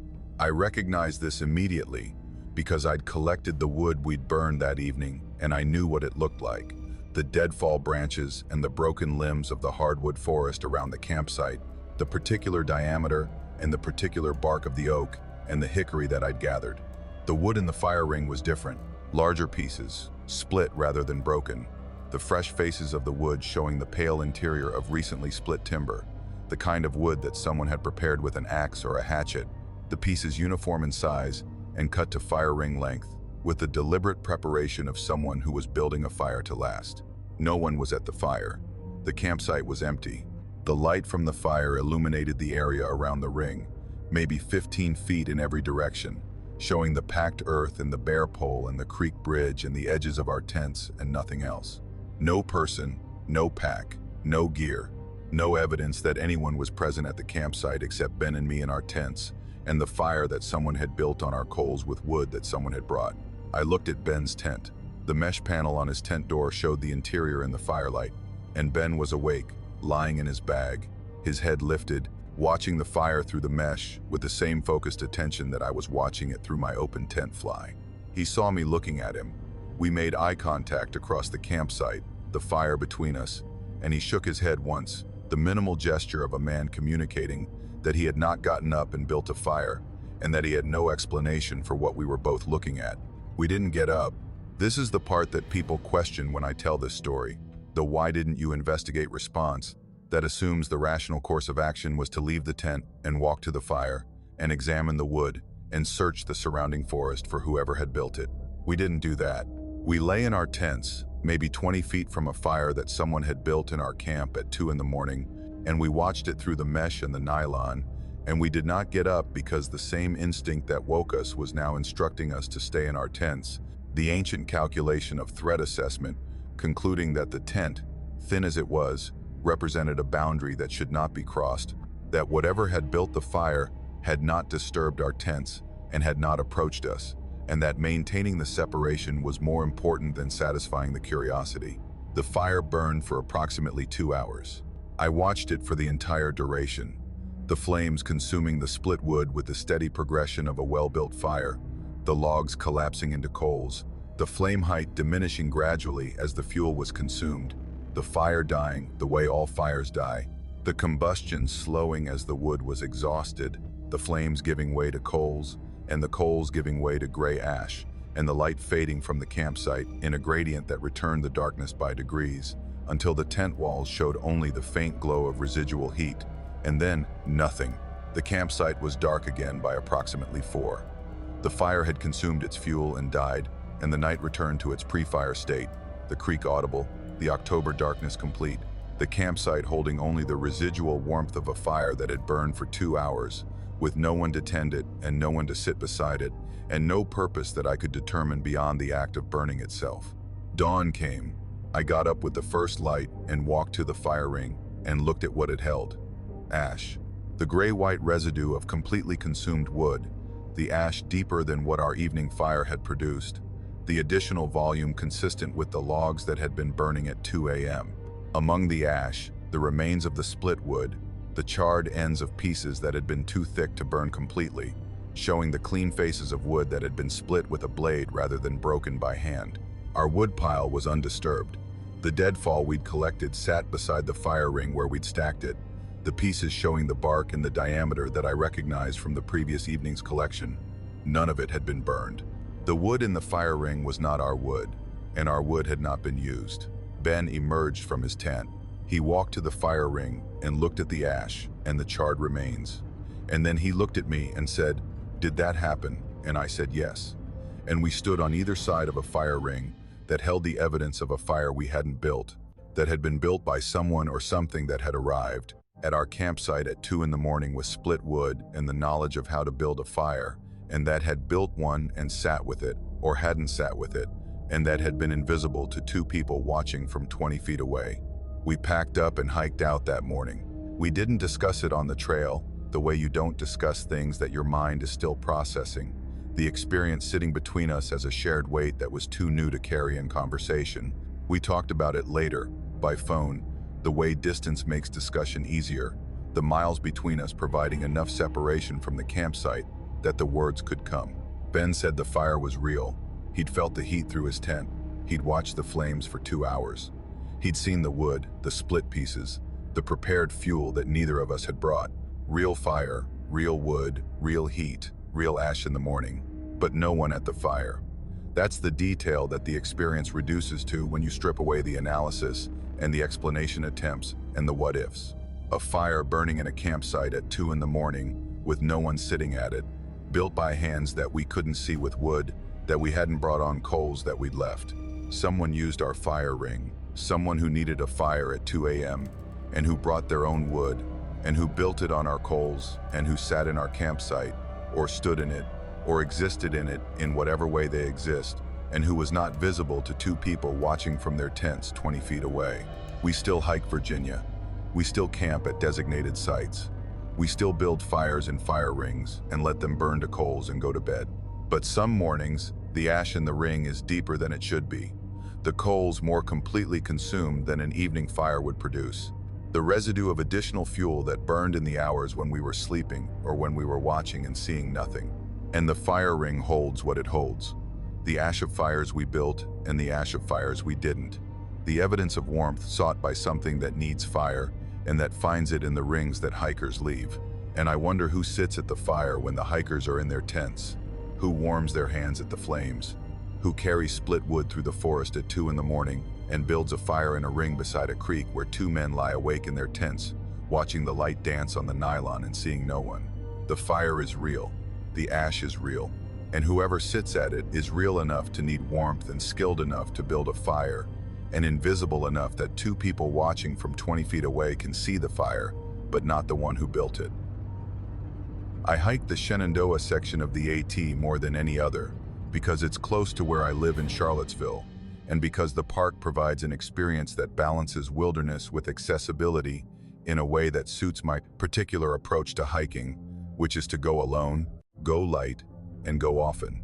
The short trips that a 2-hour drive makes possible, and that a life organized around outdoor time makes frequent. I've hiked every mile of the AT through Shenandoah, the 101 miles from Rockfish Gap to Front Royal, in every season and every weather.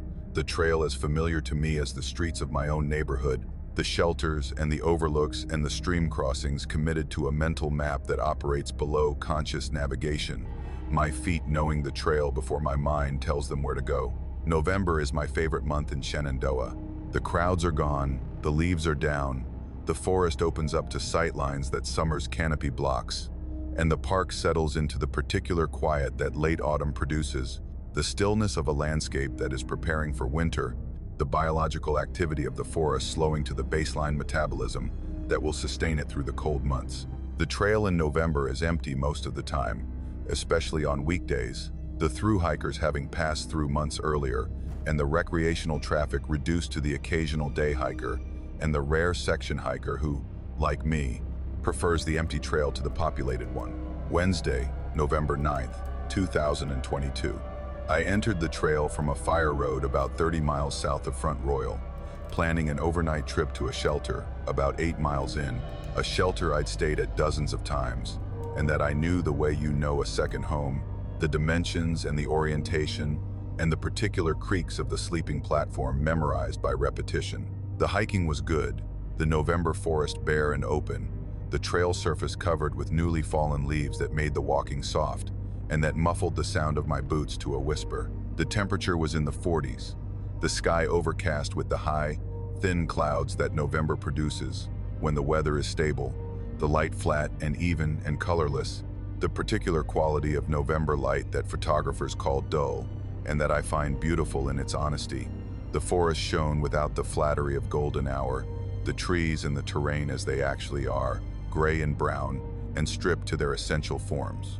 I reached the shelter around 4 in the afternoon, the light already beginning the early fade that November produces, when the sun is low and the days are short, and the hollow where the shelter sat blocked the direct light from the west.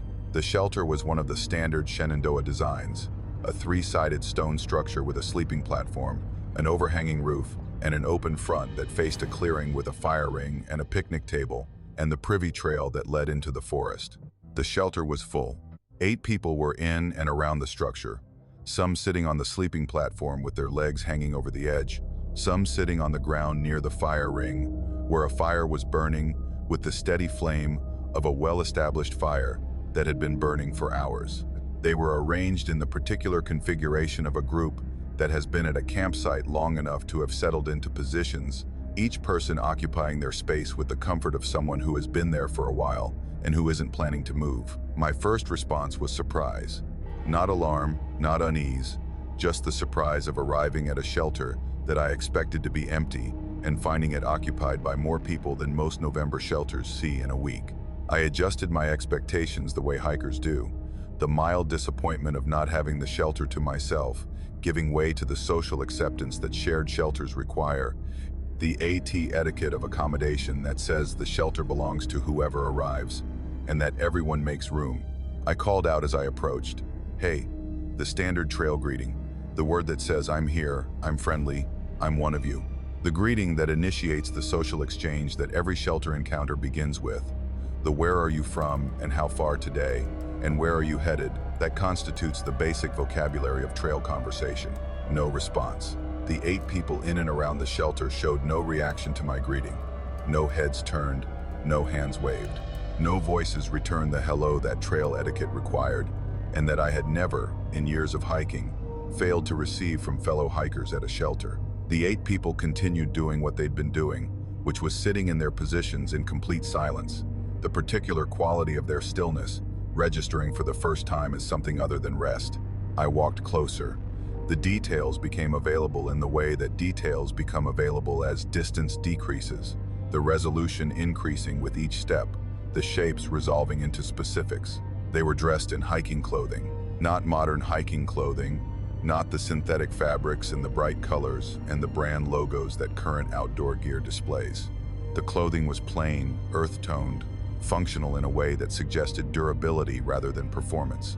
The heavy cotton and the wool and the leather that an earlier generation of hikers wore, the materials that predated the synthetic revolution that transformed outdoor gear in the 1990s. The clothing looked used but maintained, the particular condition of gear that is worn regularly and cared for properly, the seams intact, the fabric clean, the overall appearance of equipment that is someone's only equipment and that they treat accordingly. Their gear was similarly plain, packs that were external frame, the aluminum and canvas design that was standard before internal frame packs took over, the packs leaning against the shelter wall in a row, each one showing the particular loading and organization of a pack that its owner knows well. Boots, leather, heavy, the kind of boots that hikers wore before trail runners became the standard footwear, the boots sitting in pairs beside the platform where their owners had removed them. The fire was burning in the ring with the steady flame of a fire built by someone who understood fire. The logs arranged properly, the coals deep, the fire in the self-sustaining state that an experienced fire builder achieves when they've been tending a fire for hours. The smoke rose straight in the still November air, the column visible against the gray sky, the smell of burning hardwood filling the clearing with the particular warmth that wood smoke adds to cold air. I set down my pack at the edge of the platform. I greeted them again, louder, more specifically. "Hey guys, getting cold out there." The particular cheerfulness that you deploy when your first greeting has failed, and when you're trying to bridge the awkwardness of unreciprocated sociability. Nothing. 8 people, none of them looking at me, none of them acknowledging my presence, none of them producing any sound or gesture or facial expression that indicated awareness that a 9th person had arrived at the shelter and was standing among them and was speaking to them. The silence was not hostile. I need to be clear about this. because hostility has a quality, a tension, a directed energy that you feel as a pressure, and this silence had none of that. It was simply empty, the non-responsive things that were present in the way that the shelter and the trees and the fire ring were present, occupying space, existing in the clearing, showing no capacity for the social interaction that human presence normally generates. I examined their faces, not staring, not the focused scrutiny that would be rude if they were people who could perceive rudeness. Looking, the way you look at something you're trying to understand. The eyes collecting information that the brain is working to categorize. The faces were human. Normal features, normal proportions, the particular variety that a group of 8 random hikers would display, different ages and different genders and different expressions that were not expressions at all, but the neutral default of faces that were not being used for communication. The eyes were the wrong part, not wrong in their appearance, which was normal. Wrong in their focus, which was nowhere. The eyes of all 8 people were open and directed forward and focused on nothing. The particular unfocused gaze of someone who is not looking at anything, the eyes functional but unoccupied, receiving light without processing it into attention. I set up anyway. The next shelter was 6 miles further, and the November dark was coming fast, and the prospect of hiking 6 miles with a headlamp through a forest that was producing an experience I couldn't classify was worse than the prospect of sleeping in a shelter with 8 silent, unresponsive occupants. I spread my pad and my bag on the platform, maintaining a distance from the nearest silent figure that was more than I would normally maintain in a shared shelter. The space between us, a physical expression of the social space that the 8 people had made clear, was not going to be bridged. I cooked my dinner on my stove. I ate it sitting on the platform. The 8 people sat in their positions and did not eat. No food was visible among their gear. No stove, no pot, no cup. The fire burned in the ring and nobody warmed their hands at it, and nobody fed it wood, but the flames continued with the steady combustion of a fire that should have needed tending, and that didn't get it, and that burned anyway. I went to sleep around 8. The shelter was cold, the November air settling into the open-fronted structure, with the particular chill that stone shelters produce, the walls absorbing the day's minimal heat and radiating it outward. I zipped my bag and I looked at the platform beside me, where 3 of the 8 people were sitting, their legs still hanging over the edge, their posture unchanged from 4 hours earlier, the particular immobility of something that does not need to shift or adjust or move because the discomforts that cause movement are not discomforts that apply. I woke at 3 in the morning. The shelter was empty, not gradually emptied, not cleared by people who had packed up and moved on while I slept. Empty in the way that a room is empty when you turn on the light and nothing is there. The space unoccupied, the platform bare except for my gear, the clearing outside, showing the fire ring and the picnic table, and the privy trail, and nothing else. No packs against the wall, no boots beside the platform, no people sitting in the positions they'd occupied for hours. The fire ring was cold, not the warm coals of a fire that had been burning 6 hours ago, cold. The ash in the ring was gray and compressed and old, the residue of fires that had burned weeks earlier and that had been rained on and dried and rained on again, the particular aged ash that accumulates in fire rings between uses when nobody is building fires.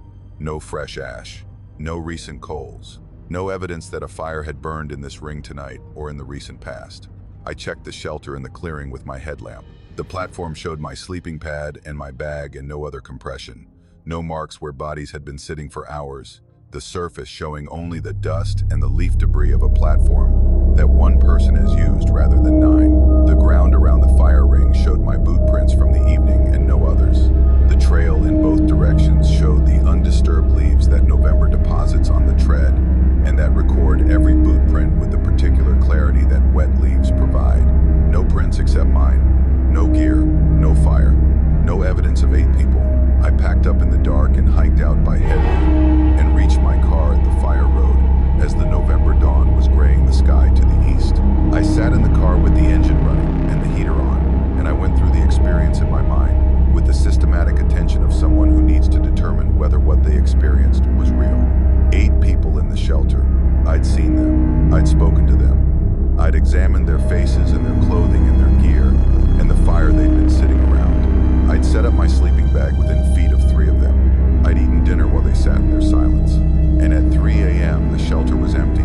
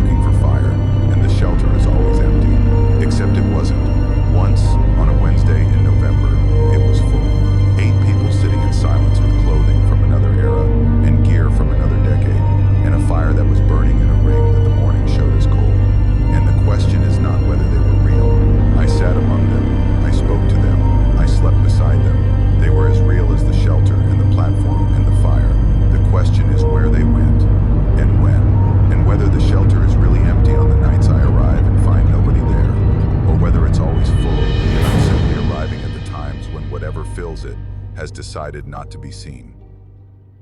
The 100-mile wilderness is the AT's final exam for northbound through hikers. The last stretch before Katahdin, 100 miles of trail through the Maine backcountry that crosses no paved road and passes no town and offers no easy exit from the moment you walk in at Monson to the moment you walk out at a bull bridge with Katahdin visible ahead and the end of the trail a day's hike away. I was hiking it in September of 2023, not as a through hiker, but as a section hiker, taking on the 100-mile as a standalone trip, 10 days of backcountry travel through terrain that is as remote as anything the eastern United States offers, the Maine woods extending in every direction without boundary, the forest dense and dark and continuous, the particular wilderness that Maine produces, when the terrain is far enough from roads and towns that the land reverts to the state it occupied before humans decided it needed improving. I'd been planning the trip for a year. The 100-mile requires preparation that other AT sections don't.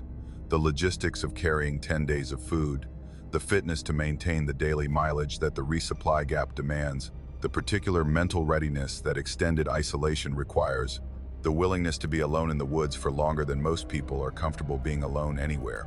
I'd trained for the physical demands, and I'd assembled the gear, and I'd studied the trail guide with the particular attention of someone who knows that in the 100-mile, the margin for error is thinner than anywhere else on the AT because the consequences of error are amplified by the distance from help. The terrain was what Maine delivers, which is a trail that is simultaneously beautiful and punishing.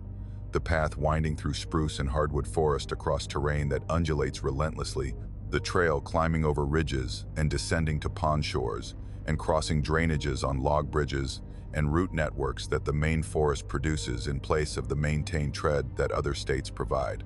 The forest was dense in the way that the Maine backcountry is dense, the understory thick with ferns and hobblebush, and the low evergreen growth that fills the spaces between the trunks, the canopy overhead blocking most of the sky, the trail existing as a narrow corridor through vegetation that would be impenetrable without the path. The first 2 days were uneventful. I hiked my planned mileage, made camp at the designated sites, ate my calculated portions, filtered water from the streams that crossed the trail at regular intervals. The forest produced its normal sounds, the chickadees and the nuthatches and the occasional raven, the chipmunks in the leaf litter, the distant percussion of a woodpecker working a dead snag. September in Maine is the transition between the green density of summer and the opening that autumn brings, the hardwoods just beginning to turn, the nights cold enough for frost, the days warm enough for comfortable hiking, the season balanced between what was and what's coming. The third day was when I noticed it. Around noon, maybe 2 hours into the day's hike, on a section of trail that ran relatively straight through a stand of mixed spruce and hardwood, the forest dense on both sides, the undergrowth thick, the visibility into the forest limited to maybe 50 yards before the vegetation closed in, and the interior became a wall of green and brown that showed nothing beyond itself. The sound was to my left. Not a specific sound, not a footstep or a snap, or any of the discrete auditory events that the forest produces when an animal moves through it. A continuous, low-level disturbance in the vegetation, the particular sound that dense undergrowth makes when something moves through it, with enough mass to displace the ferns and the branches that occupy the space between the trees, but with enough control, enough familiarity with the vegetation, to move without breaking anything.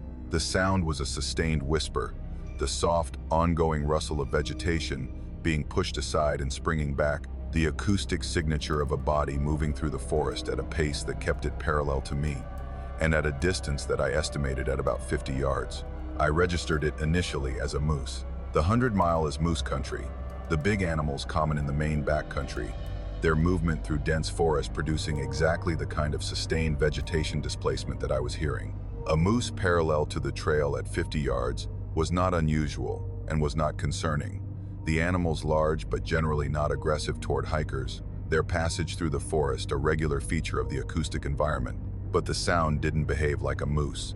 A moose moves through the forest on its own trajectory, following its own route for its own reasons, the direction and the speed independent of any human trail activity.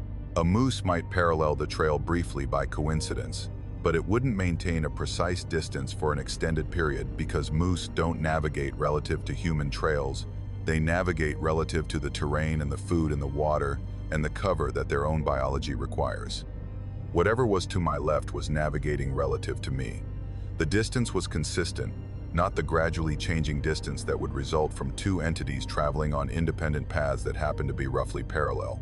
Consistent, the sound maintaining its volume and its directionality, with a steadiness that said the source was maintaining its position at 50 yards, the way a vehicle maintains its position in an adjacent lane, deliberately, continuously, with ongoing adjustment to match my speed and my direction. I walked faster. The sound accelerated, the whisper of displaced vegetation increasing in tempo, the rate of branch deflection and release quickening to match my increased pace. I slowed to a near stop. The sound slowed, the sustained whisper diminishing to almost nothing, the displacement minimal, the source barely moving, matching my near stop with a corresponding near stop of its own. I stopped completely, stood still on the trail, my poles planted, my breathing the only sound I was producing. The forest to my left went quiet, not gradually quiet, not the diminishing sound of something that was slowing to a stop. Quiet, the vegetation whisper ceasing the moment I ceased moving, the synchronization between my movement and the sound's existence, confirmed by the precision of the simultaneous stop. I stood for maybe 2 minutes. The forest to my left held its silence. The normal sounds of the backcountry continued, the birds and the insects in the distant water, but from the direction where the sound had been, nothing. The particular nothing of a space that is occupied by something that has stopped moving and that is waiting. I resumed. The sound resumed. Immediately, without the brief delay that would indicate something hearing me move, and then starting its own movement in response. Simultaneously, my first step and the first whisper of vegetation displacement occurring in the same moment, the source beginning its movement at the instant I began mine, the coordination too precise for reactive matching, and more consistent with something that was connected to my movement at a level that didn't require the lag time of hearing and responding. This continued for 6 miles. 3 hours of hiking through the Maine backcountry with something moving through the forest 50 yards to my left, keeping pace, maintaining distance, adjusting its direction when the trail curved, the sound tracking my progress with the dedicated attention of something that was following me, not approaching, not retreating, just following, maintaining the parallel course that said, I know where you are and I'm going where you're going, and I'm not coming closer, but I'm not leaving. I stopped for water at a creek, crossing around the 3-hour mark. The sound stopped when I stopped, the vegetation to my left going silent with the same instantaneous synchronization that every stop had produced. I sat on a rock beside the creek and filtered water and ate a bar, and I looked into the forest to my left and I saw nothing. The undergrowth was thick, the ferns waist-high, the hobblebush and the young spruce filling the spaces between the mature trees with the particular density that the Maine forest maintains in areas where the canopy is thick enough to suppress growth, but not thick enough to eliminate it. 50 yards into that vegetation, something was standing still and silent and waiting for me to resume. I couldn't see it. 50 yards of dense Maine undergrowth might as well be a wall.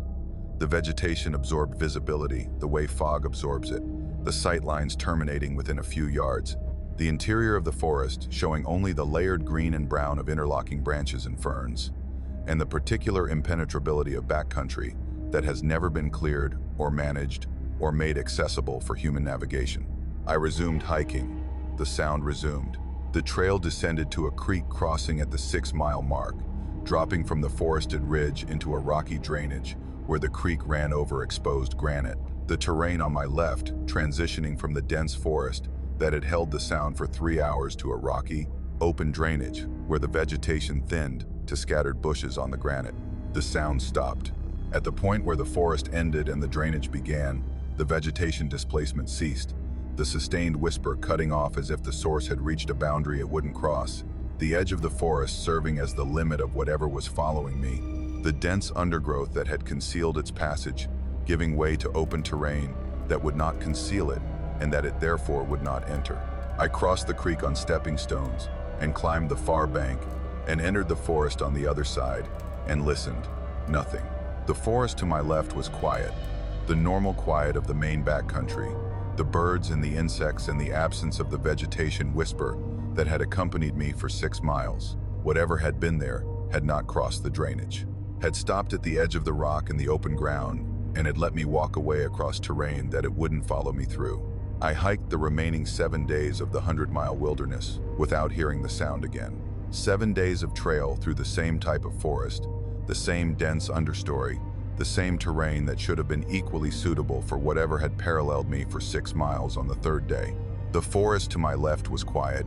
The forest to my right was quiet. The trail held only my footsteps and the normal sounds of the backcountry and the absence of the sustained whisper that I listened for at every step. I've told a few people, hikers who've done the 100-mile, people who know the Maine backcountry, people who understand the particular quality of isolation that the 100-mile provides, and who can appreciate the difference between hearing a moose in the forest and hearing something that keeps pace with you for 3 hours across 6 miles of trail with a precision that no moose exhibits. 2 of them nodded. 2 out of maybe a dozen I've told. Both of them had experienced something similar in the 100-mile, something in the forest paralleling their movement, maintaining distance, tracking their progress with the particular awareness that the sound communicated, the knowledge of your position and your speed, and the commitment to matching both for miles of sustained parallel travel. Neither of them saw it. The Maine backcountry is too dense to see 50 yards into the forest, the vegetation maintaining the visual barrier that conceals whatever moves within it. You hear it and you measure it and you calculate its distance and its pace, and you build a profile of something that is large enough to displace vegetation and controlled enough to avoid breaking it, and that follows your movement with a precision that suggests intelligence and patience, and an interest in your passage that goes beyond the curiosity of any animal you know. Something walks the 100-mile. In the forest beside the trail, maintaining distance, keeping pace, following the hikers who pass through the most remote section of the Appalachian Trail, with the particular attention of something that lives in these woods and that monitors what enters them. I heard it for 6 miles, 3 hours.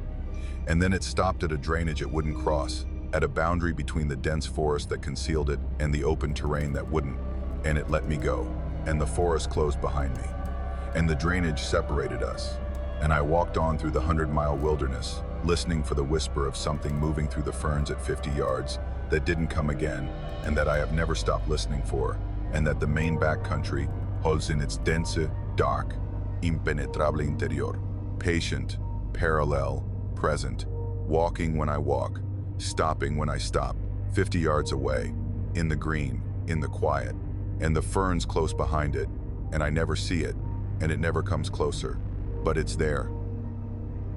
I keep records. This is important for understanding what follows, because the records are the foundation of the experience, and the records are what made the discovery possible, and the records are what I return to when I need to confirm that what happened was real and not a product of the particular madness that 12 years of obsessive section hiking might produce in a person who has organized a significant portion of their life around a 2,100-mile trail and the meticulous documentation of their progress along it. I started section hiking the Appalachian Trail in 2011, the year I turned 30, beginning with a week-long trip through the Shenandoah section that I chose because it was close to where I lived in Richmond and because it was considered one of the easier sections of the trail, a reasonable starting point for someone whose hiking experience was limited to day trips and who was stepping up to multi-day backcountry travel for the first time. That trip covered about 60 miles, and it infected me with the particular obsession that the AT produces in certain people, the desire to walk the entire thing, to complete the connection between Springer Mountain and Katahdin, to stand at both endpoints, and know that your feet touched every mile of trail between them. Life doesn't allow 5 months. Not my life, with a career and a mortgage, and the accumulated obligations that define the existence of a person in their 30s and 40s, who wants to walk across the eastern seaboard, but who also wants to maintain a job and a home and the relationships that both of those things require. So I section hike. A week here, 10 days there, the miles accumulating over years, the completed sections coloring in on the map that I keep on my office wall, the gaps between the colored sections narrowing each year as I fill in the pieces that remain. The records are part of the obsession.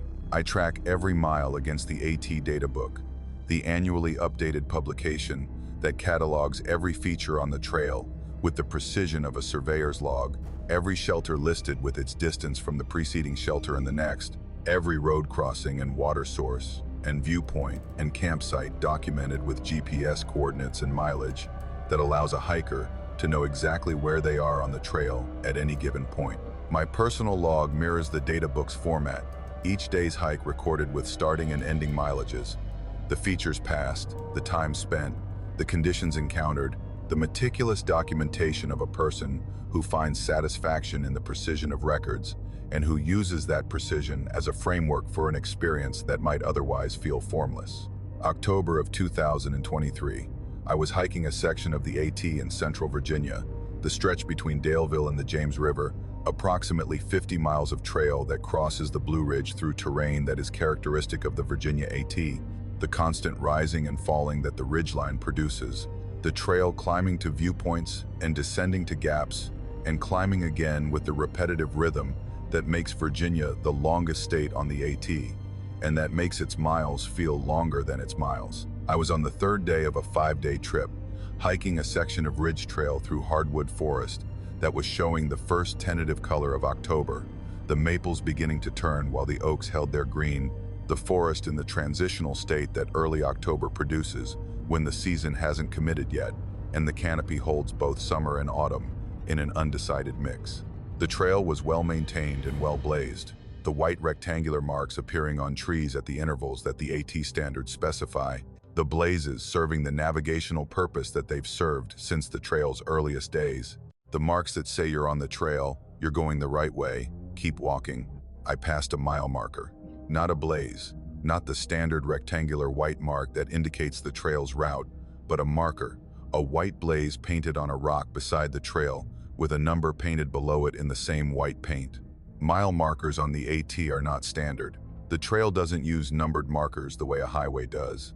The distance is tracked instead by the data book and the individual hiker's navigation, rather than by marks on the trail itself. Some sections have informal markers placed by trail clubs or by individual maintainers who paint mileage numbers on rocks or posts for the convenience of hikers, but these are unofficial and inconsistent, and they correspond to the mileage system that the data book documents.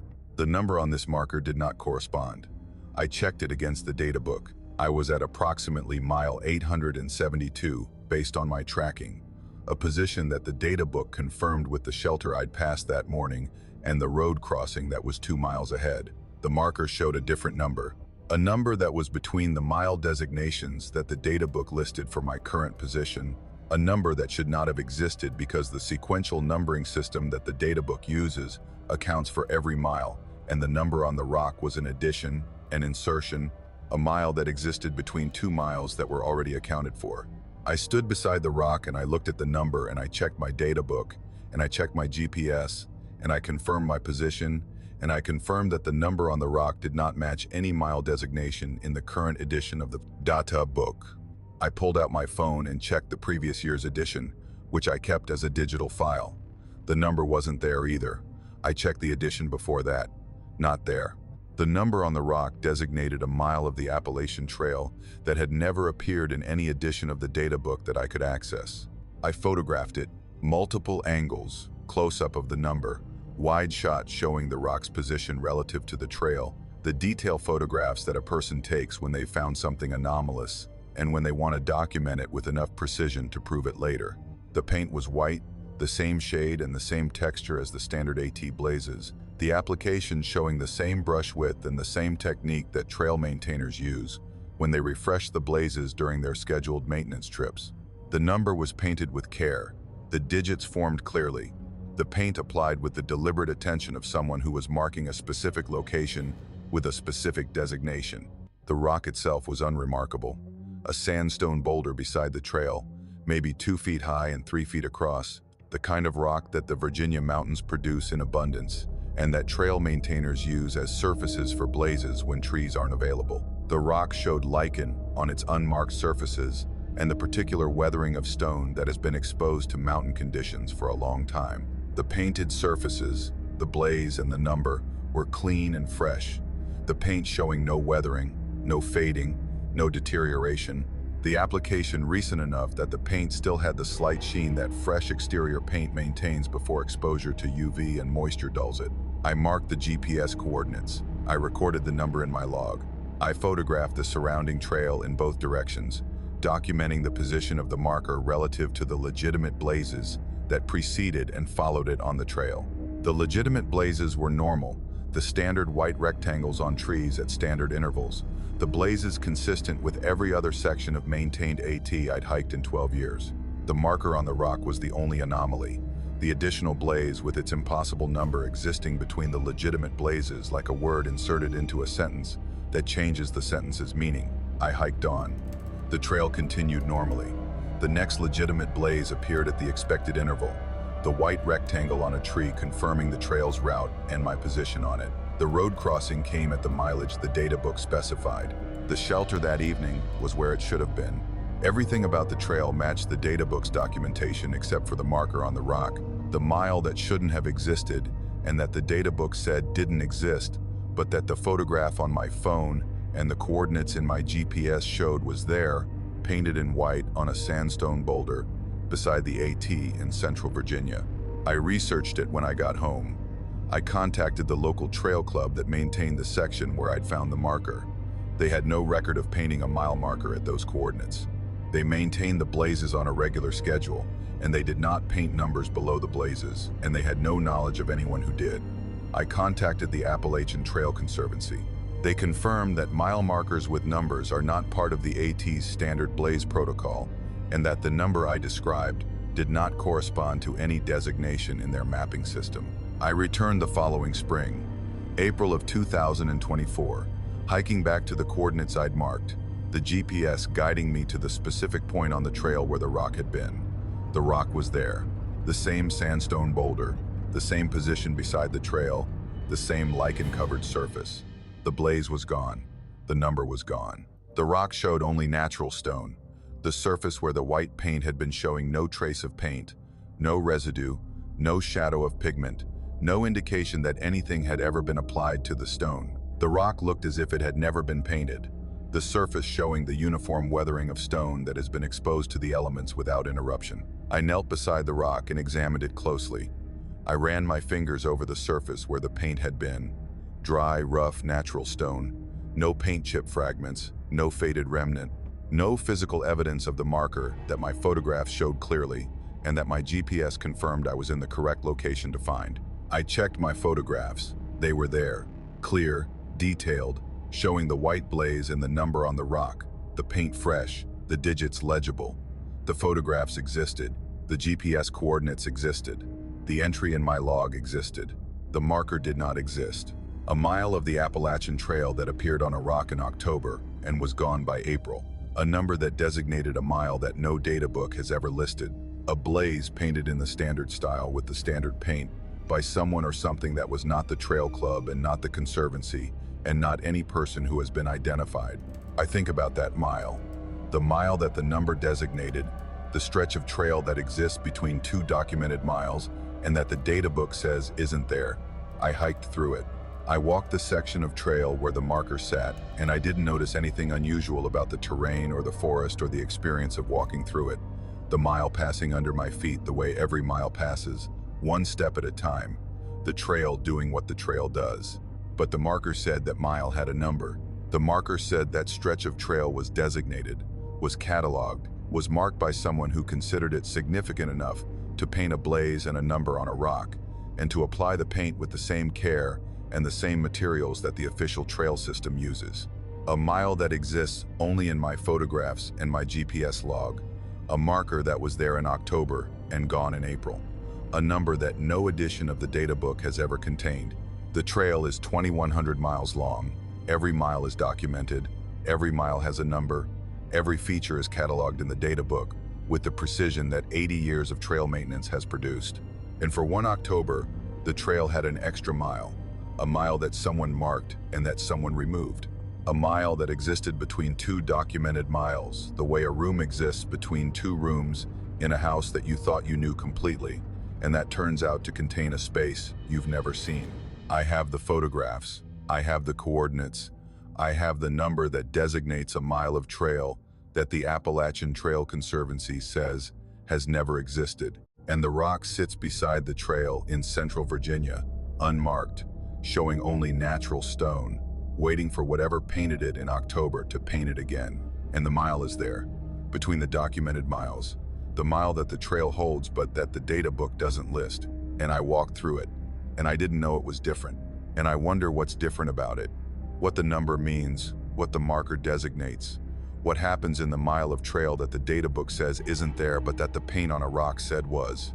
The photographs show a number, the rock shows nothing. And somewhere between those two facts, a mile of trail exists that the official documentation denies, and that the mountain holds, and that the paint, when it appears, marks for whatever comes looking for the miles that aren't supposed to be there.